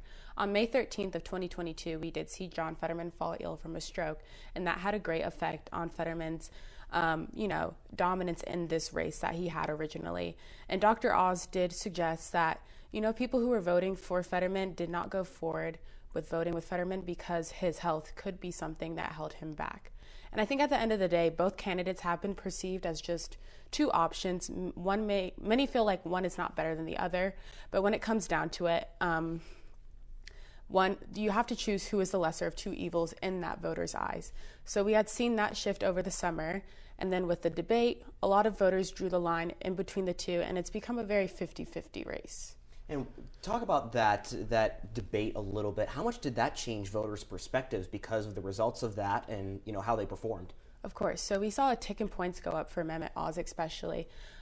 We saw that there are some comments made that were very ambiguous, and we saw that Mehmet Oz made this comment that seemed a little bit more bipartisan, but no one could really tell. He was talking about abortion rights and how women should have access to good healthcare providers.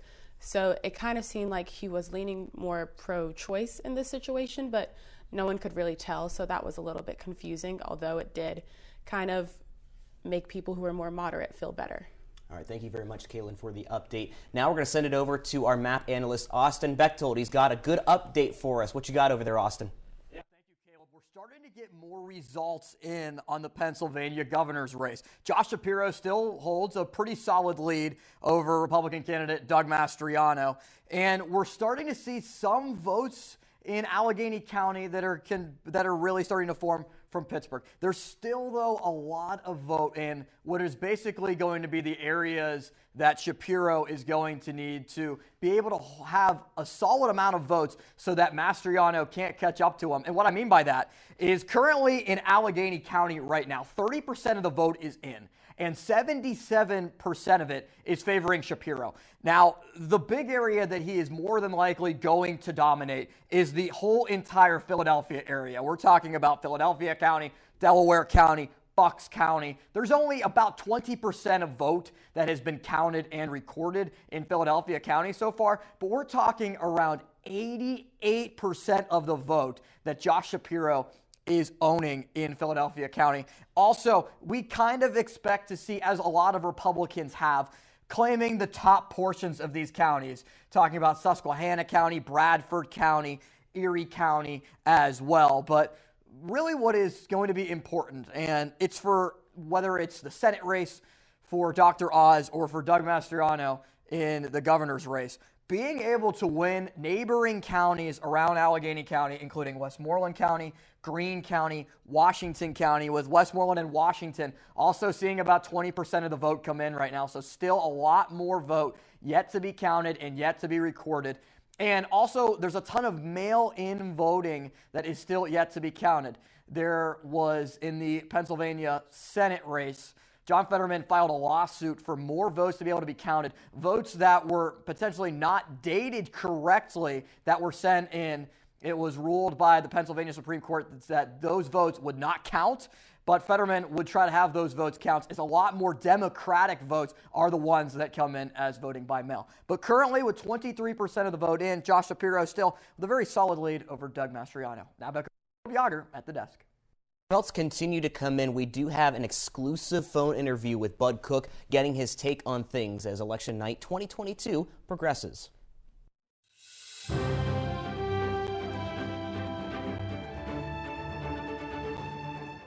I'm joined via phone now by Bud Cook, the Republican candidate running for Pennsylvania's 50th legislative district. Mr. Cook, how are you doing tonight? If I was any better, I'd be triplets. It's a great day. It's been a really nice weather-wise day. Everything we're looking at, the turnout was fantastic today. How many of these election nights have you been involved with as representative? So my first run for representative of the 49th district was back in 2014. I went against a 32-year incumbent named Pete Daly. Lost that election by 2,000 votes. Came back in 2016. I am the first ever Republican elected in the 49th district. When we got elected, the registration was 4-1 Democrat to Republican. So after that, we had a really close election in 2018. After 43 days and $70,000, I won that by 11 votes. 2020 wasn't very much of a contest, and then we're up to here. So this is actually my fourth term that I'm running for. So we're at election night now after a long summer campaigning. What's that been like? How are you feeling after the campaigning? Where do you think you stand right now? Well, I think we're in a really good place. When you've been in office for 6 years, you have quite a track record. Now, the one thing that I will share with you and your audience, I consider myself an outsider. And what I mean by that is, regardless of whether you're a Republican or a Democrat, you're politically connected. And, there's good and bad on both parties. I'm an outsider. I got into this for we the people. I did not get into this, for myself or the position or the glory. Back in 2013, I just simply did not like the direction that our country and our politics was headed because of that politically connected type of government that we have in both Harrisburg and D.C. So it's been one heck of a journey, but it's been very fun. It's been very rewarding from the people. So now the Greene County voters got the chance to vote for you. What do you have to tell them about who you are and how you would represent them if you are elected? Well, here's the really good part of it is when they did redistricting, those same politically connected, quite frankly, from my party, took my existing 49th district, moved it to Lancaster, and then proceeded to chop up what was the remains of the 49th district between 4 different representatives. I think politically in Harrisburg, they thought they were punishing me by giving me Greene County. They were actually rewarding me. I'm pretty much straightforward. If I don't like you, I'm going to tell you right to your face, and you're going to deal with it. And I really feel that that's who we are in Greene County and also in the Mon Valley. We don't mince words. We just tell you the way it is. And politically, in Harrisburg and D.C., they don't always appreciate our approach. So I think we're going to develop a really good relationship with the new parts of the district in Greene County. What's been like speaking to these potential voters over the summer as you've done your campaigning? What have you learned about Greene County? Well, the really good thing about it is, number one, we're agricultural is the base of, the population in Greene County, and then you layer on top of that the coal, you layer on top of that the energy, the gas, and all that stuff. So, look, we're pretty basic, pretty straightforward. Agriculture is the #1 industry in the Commonwealth of Pennsylvania. Where I think our opportunity lies is in the travel and tourism side. Greene County is just so beautiful. I mean, there are so many hidden secrets. Places to see, activities. I mean, I'm just really taken back with the opportunities that we have going forward. So I'm very optimistic about where we can go with this. Just one last question as sort of a quick hit. What are your priorities if you are elected to this office? 3 of them. Very straightforward. The first one is fair, accountable, and transparent government. It's non-negotiable. The second is to promote our area. Again, like we kind of touched on the travel and tourism side of it. This is a great place to raise a family, take advantage of the outdoors and all that part. And finally, listen, we don't need more laws in Greene County and southwestern Pennsylvania. We need investment, and we'll be pursuing that through grants, through corporations, wherever we can find it. We're going to get people to invest in our area, and we're going to take off. Travel and tourism dollars, by the way, turn 40 times in the local economy. So we want to kind of follow. West Virginia's done a well of a job, taking advantage of their travel and tourism, and I think we can kind of, follow that model. Well, thank you, sir, and best of luck tonight. Back to Caleb Yager in the studio. When we come back, we will have a quick wraparound with our panel to tell you what we know tonight so far.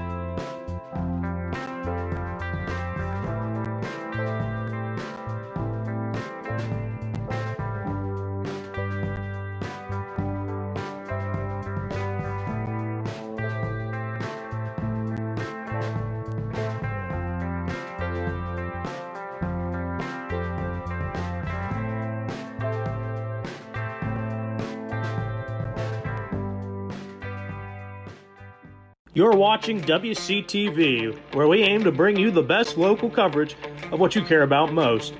Everything from local businesses to hometown sports and the latest weather.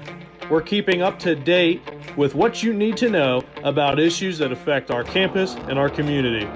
We're telling the stories that matter, celebrating our past, our future, and our potential. So tune in for all the latest buzz right here on WCTV Channel 14, Waynesburg. Have you ever been to the Everly Library? If not, you should, because it's great. They have books of all different genres: history, biography, fiction. Try The Evolution of Life, Life of Pi, or Jurassic Park. So what if books aren't your thing? Try movies like Frozen, or TV shows like Lost. Books and DVDs aren't the only thing though. Take a trip to the second floor. Welcome to the Writing Center. These tutors will tell you everything you need to know about writing a paper, and they'll help revise your essays. Now let's head back down. Behold, the Knox Learning Center. Need to print something out 5 minutes before your next class because you procrastinated? No problem. You can also print off pictures of dogs. Because, well, you can. So grab your homework, laptop, and textbook, and study diligently. Bring your lunch too. Actually, you can't. That's illegal. Now you know the Everly Library. Stop by anytime. Seriously, it's open all week.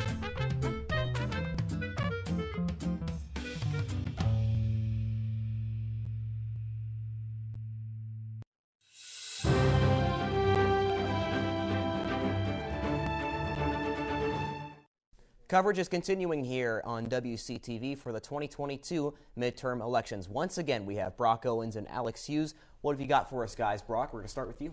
Yeah, one of the Senate races we've been keeping a close eye on, and for good reason, is Georgia. And earlier, there was the prediction on this show that it would probably have to go further down the line, that neither candidate was going to get 50%. And right now, that's looking like the case, at least so far with the polls. Walker has now taken the lead. He has 49.6%, and Warnock is sitting at 48.5%, so neither one has 50% at this moment.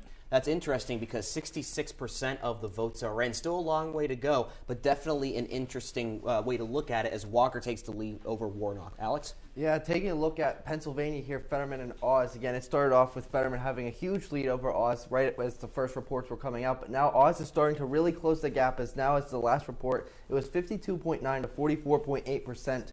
So as we see more and more votes coming in that race, we see Oz really starting to close that gap over John Fetterman. All right, guys, anything else that we need to know about? As far as other races, we're going to start getting Wisconsin votes coming in, which is another Senate race that we were talking about at the top of the show. So we're going to have those results coming in pretty soon, where we're going to be able to give updates on one of those 5 Senate races we were really, really intrigued by. Alex? Yeah, another thing, just as more and more of these votes are getting reported on, they're really starting to tighten up. And again, these were all projected to be extremely tight votes. And as the more and more come in, it's really starting to get very close in these ones.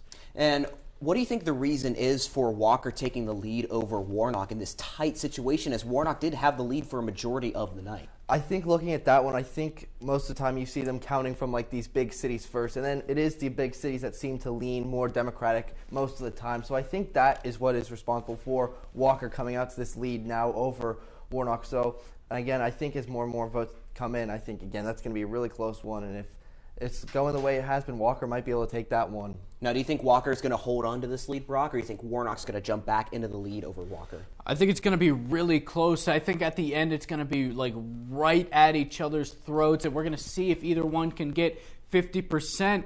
It's going to be really, really difficult. Austin was talking earlier at the map saying that that south central Georgia, you're going to get a lot of Republican votes there, and I think that's where a lot of these votes to give Walker that lead have really come from.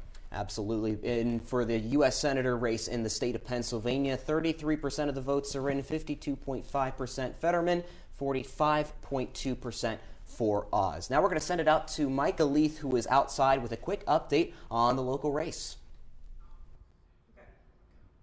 Thanks, Caleb. Now we have an update on the Cook v. Mason race. Mason is still clinging to a lead. He's got 1,400 votes compared to Cook, who only has 1,300 votes. But an important thing to note is all those votes counted are from Washington County. We have not gotten any results from Greene County yet, which is kind of irregular. Usually Greene County is one of the first 10 counties to submit results to the Pennsylvania Secretary of State. So we're kind of wondering what's going on with that. And as another interesting thing to consider is Mason is leading in Washington County, which includes parts of Cook's old district. Not many people would have predicted that going into it. So it'll be interesting to see what the results show as the night progresses, because this may be a bit different than we were expecting. Back to Caleb in studio. Thank you for tuning in to WCTV's live coverage of the 2022 election. We're going to keep continuing to give you live updates as much as we can. Our team has been working extremely hard tonight, so credit to them. We want to thank you for tuning in as well. Tim, Durkin, what have you got for us? So we're just going to run right down the line here, straight from the Associated Press, go through all 17 districts of PA and see where they are.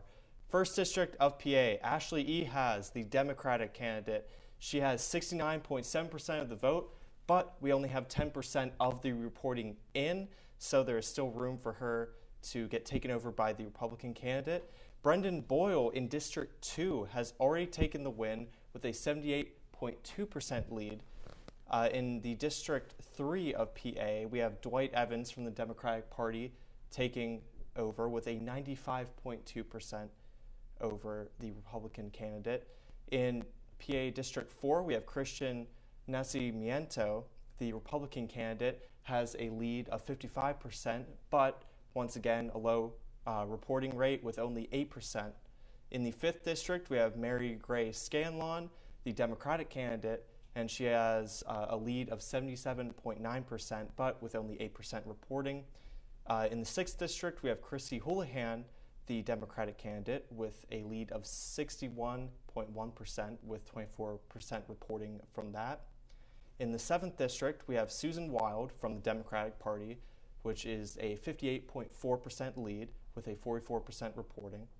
In the 8th District, we have Matt Cartwright from the Democratic Party, who has a 55.8% lead with 38% reporting. In the 9th District, we have a Dan Muser from the Republican Party, finally a Republican candidate after a wave of blue, with a 69.2% lead with 48% reporting. In the 10th District, we have Shemaine Daniels, the Democratic candidate, at 61.9% leading over the Republican candidate with 31% reporting. In the 11th District, we have Lloyd Smucker from the Republican Party with a 55.9% lead with 19% reporting. In the 12th District, we have Summer Lee from the Democratic Party. We were talking about that earlier. 62.5% lead with 52% reporting. In the 13th and 14th District, the Republican candidates there being John Joyce and Guy Reschlenthaler, they have already won. In the 15th District, we have Glenn Thompson from the Republican Party, 67.6% lead with 53% reporting. In the 16th District, we have Mike Kelly from the Republican Party with 62.7% with 29% reporting. And in the last district, the 17th one, we have Chris DeLuzio from the Democratic Party with a lead of 58.3% with 56 reporting. Wow, Tim Durkin, you deserve to take a deep breath there, giving us a lot of live updates. Yep. Is there any particular race that you're looking at that you're kind of predicting could go one way or another? So we were talking about earlier with Summer Lee and Susan Wild. Those are two pretty close races, especially Susan Wild. It seems that Susan Wild, with 50% reporting, is taking the lead. It says here that Lisa Scheller, her opponent from the Republican Party, has 44% of the vote. So it's still a close race, but it seems like Susan Wild is taking that lead. The coverage of the 2022 midterm elections will continue here on WCTV after these messages.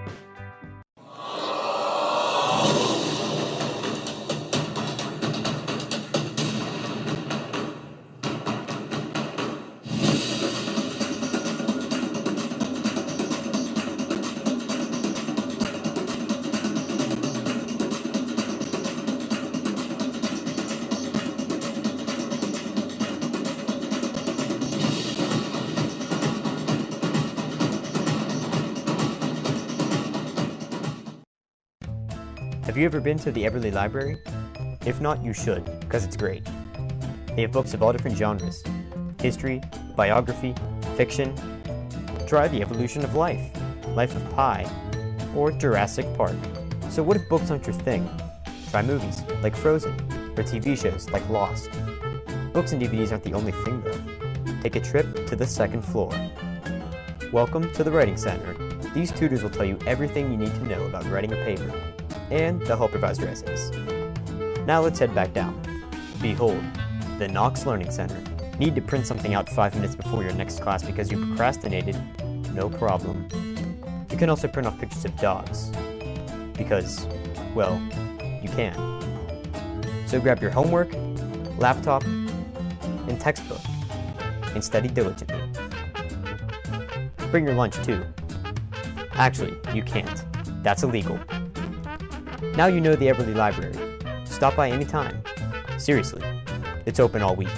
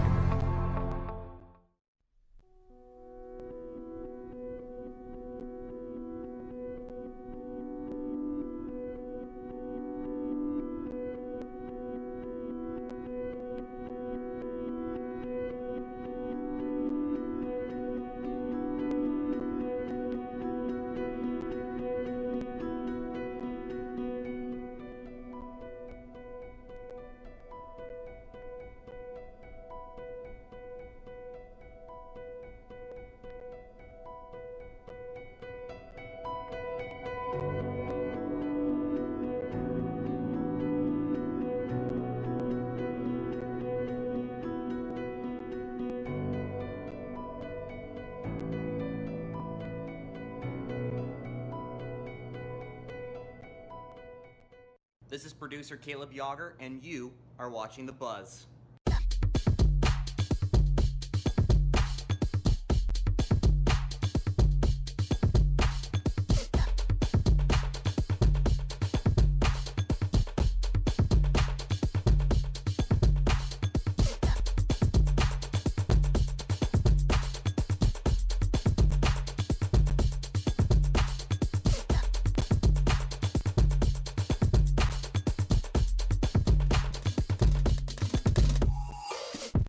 You're watching WCTV, where we aim to bring you the best local coverage of what you care about most. Everything from local businesses to hometown sports and the latest weather. We're keeping up to date with what you need to know about issues that affect our campus and our community. We're telling the stories that matter, celebrating our past, our future, and our potential. So tune in for all the latest buzz right here on WCTV Channel 14, Waynesburg. Have you ever been to the Everly Library? If not, you should, because it's great.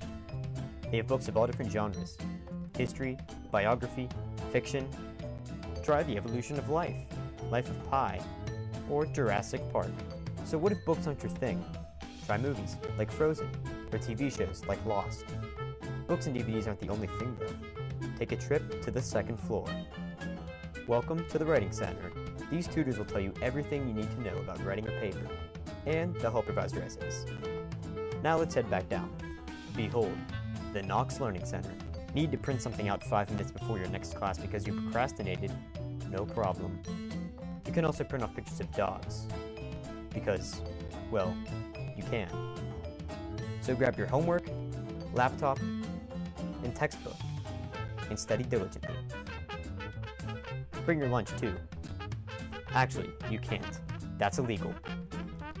Now you know the Everly Library. Stop by anytime. Seriously, it's open all week.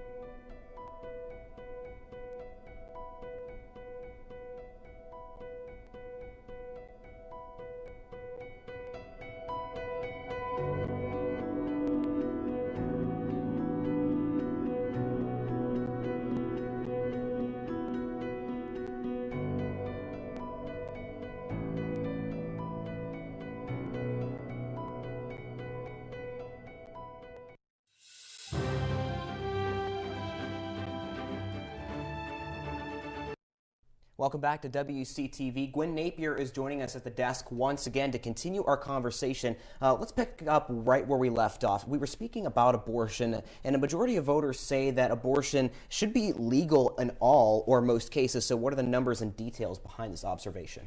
Yes, Caleb. So it says that 60% of voters say abortion should be legal rather than illegal in all or most cases, compared to the 36% who disagree.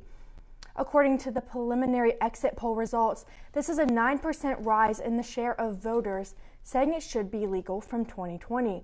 Among voters, there's a gender gap when it comes to the issue of abortion, with 32% being women and 21% being men. 62% of women favor legal abortion, as do 58% of men.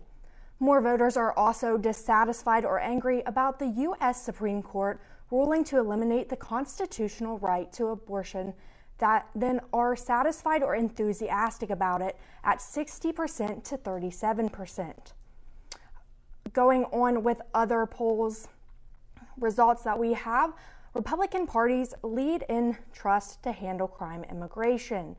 It shows here that preliminary exit poll results show Republican parties lead Democrats when it comes to handling crime and immigration at 51 to 44% on crime and 51 to 45% on immigration. Among voters, 12% says crime is their top issue and 10% say the same for immigration. That's all I have for exit polls. Thank you for having me, Caleb. Thank you very much, Gwen. And now we're going to have a final update, or a next update, I should say, about Fetterman and Oz.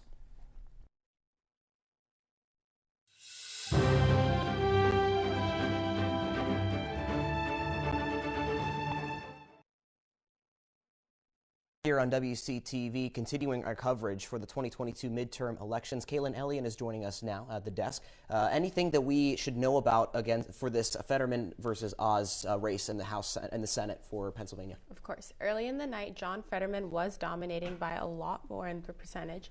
Right now, there is less than 200,000 votes that separate Fetterman and Oz, with Fetterman at 51.6% of the votes and Oz at 46.1%.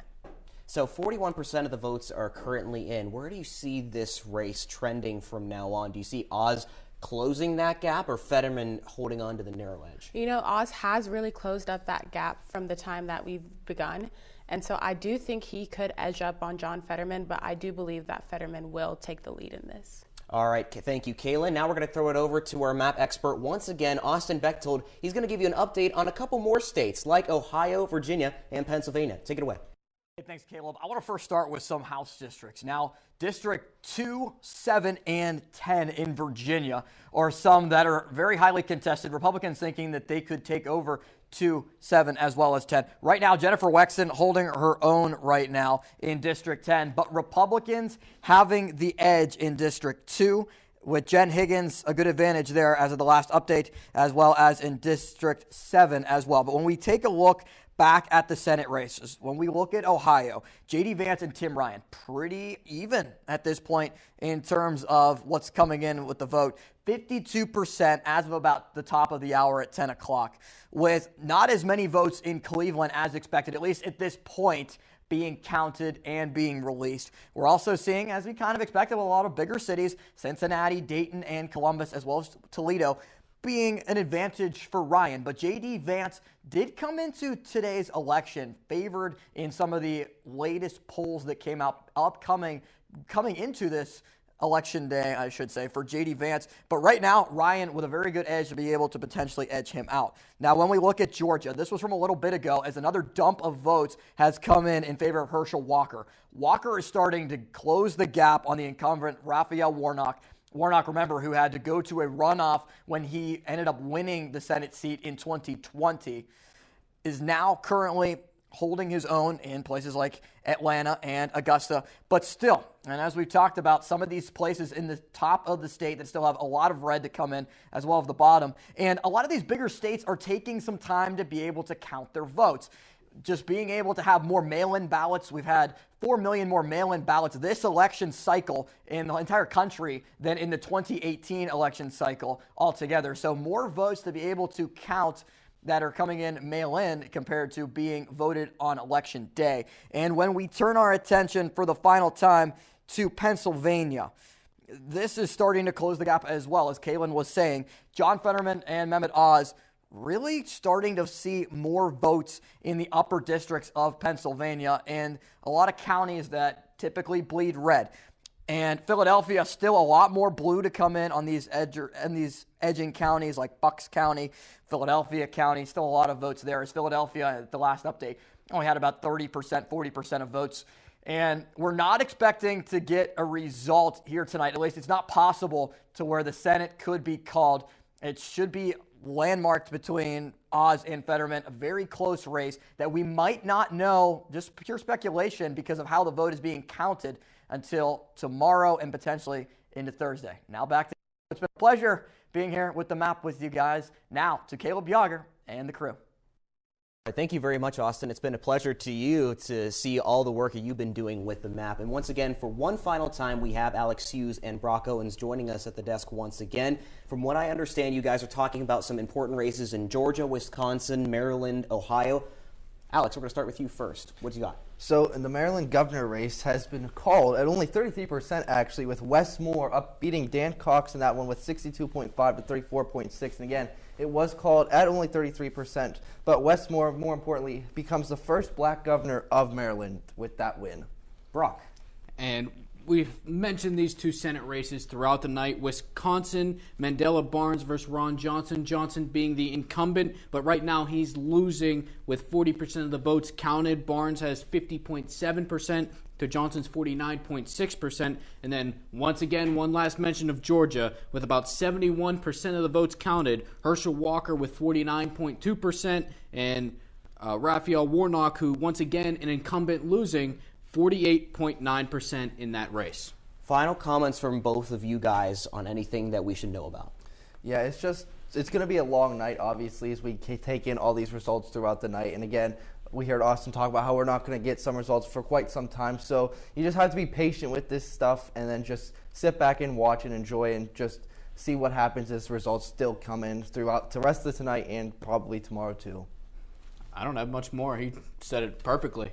Well, you guys did a fantastic job tonight. Thank you very much for making my job pretty easy for the most part. And as we finish out the night tonight, and we have one last local race to look at, as we mentioned at the start of the show, U.S. Representative Guy Reschenthaler and State Senator Camara Bartolotta both won their re-election campaigns unopposed. In the Cook versus Mason race for the Legislative District 50, we can now make an important call. Bud Cook will win his re-election campaign.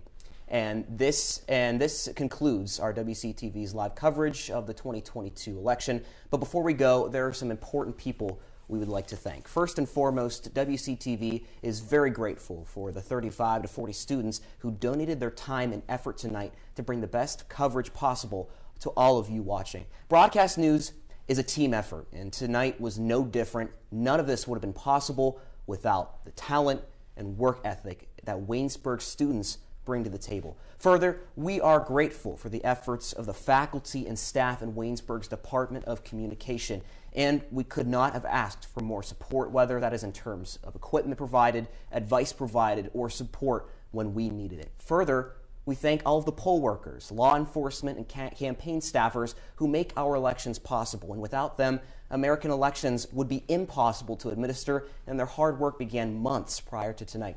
Lastly, we thank you, the audience, for supporting us all night long, and we appreciate you for choosing us for your election night, and we hope that we provided you with coverage that was informative and very useful. This is Caleb Yager signing off one last time, and thank you for tuning in to 2022 midterm election coverage. Thank you for watching.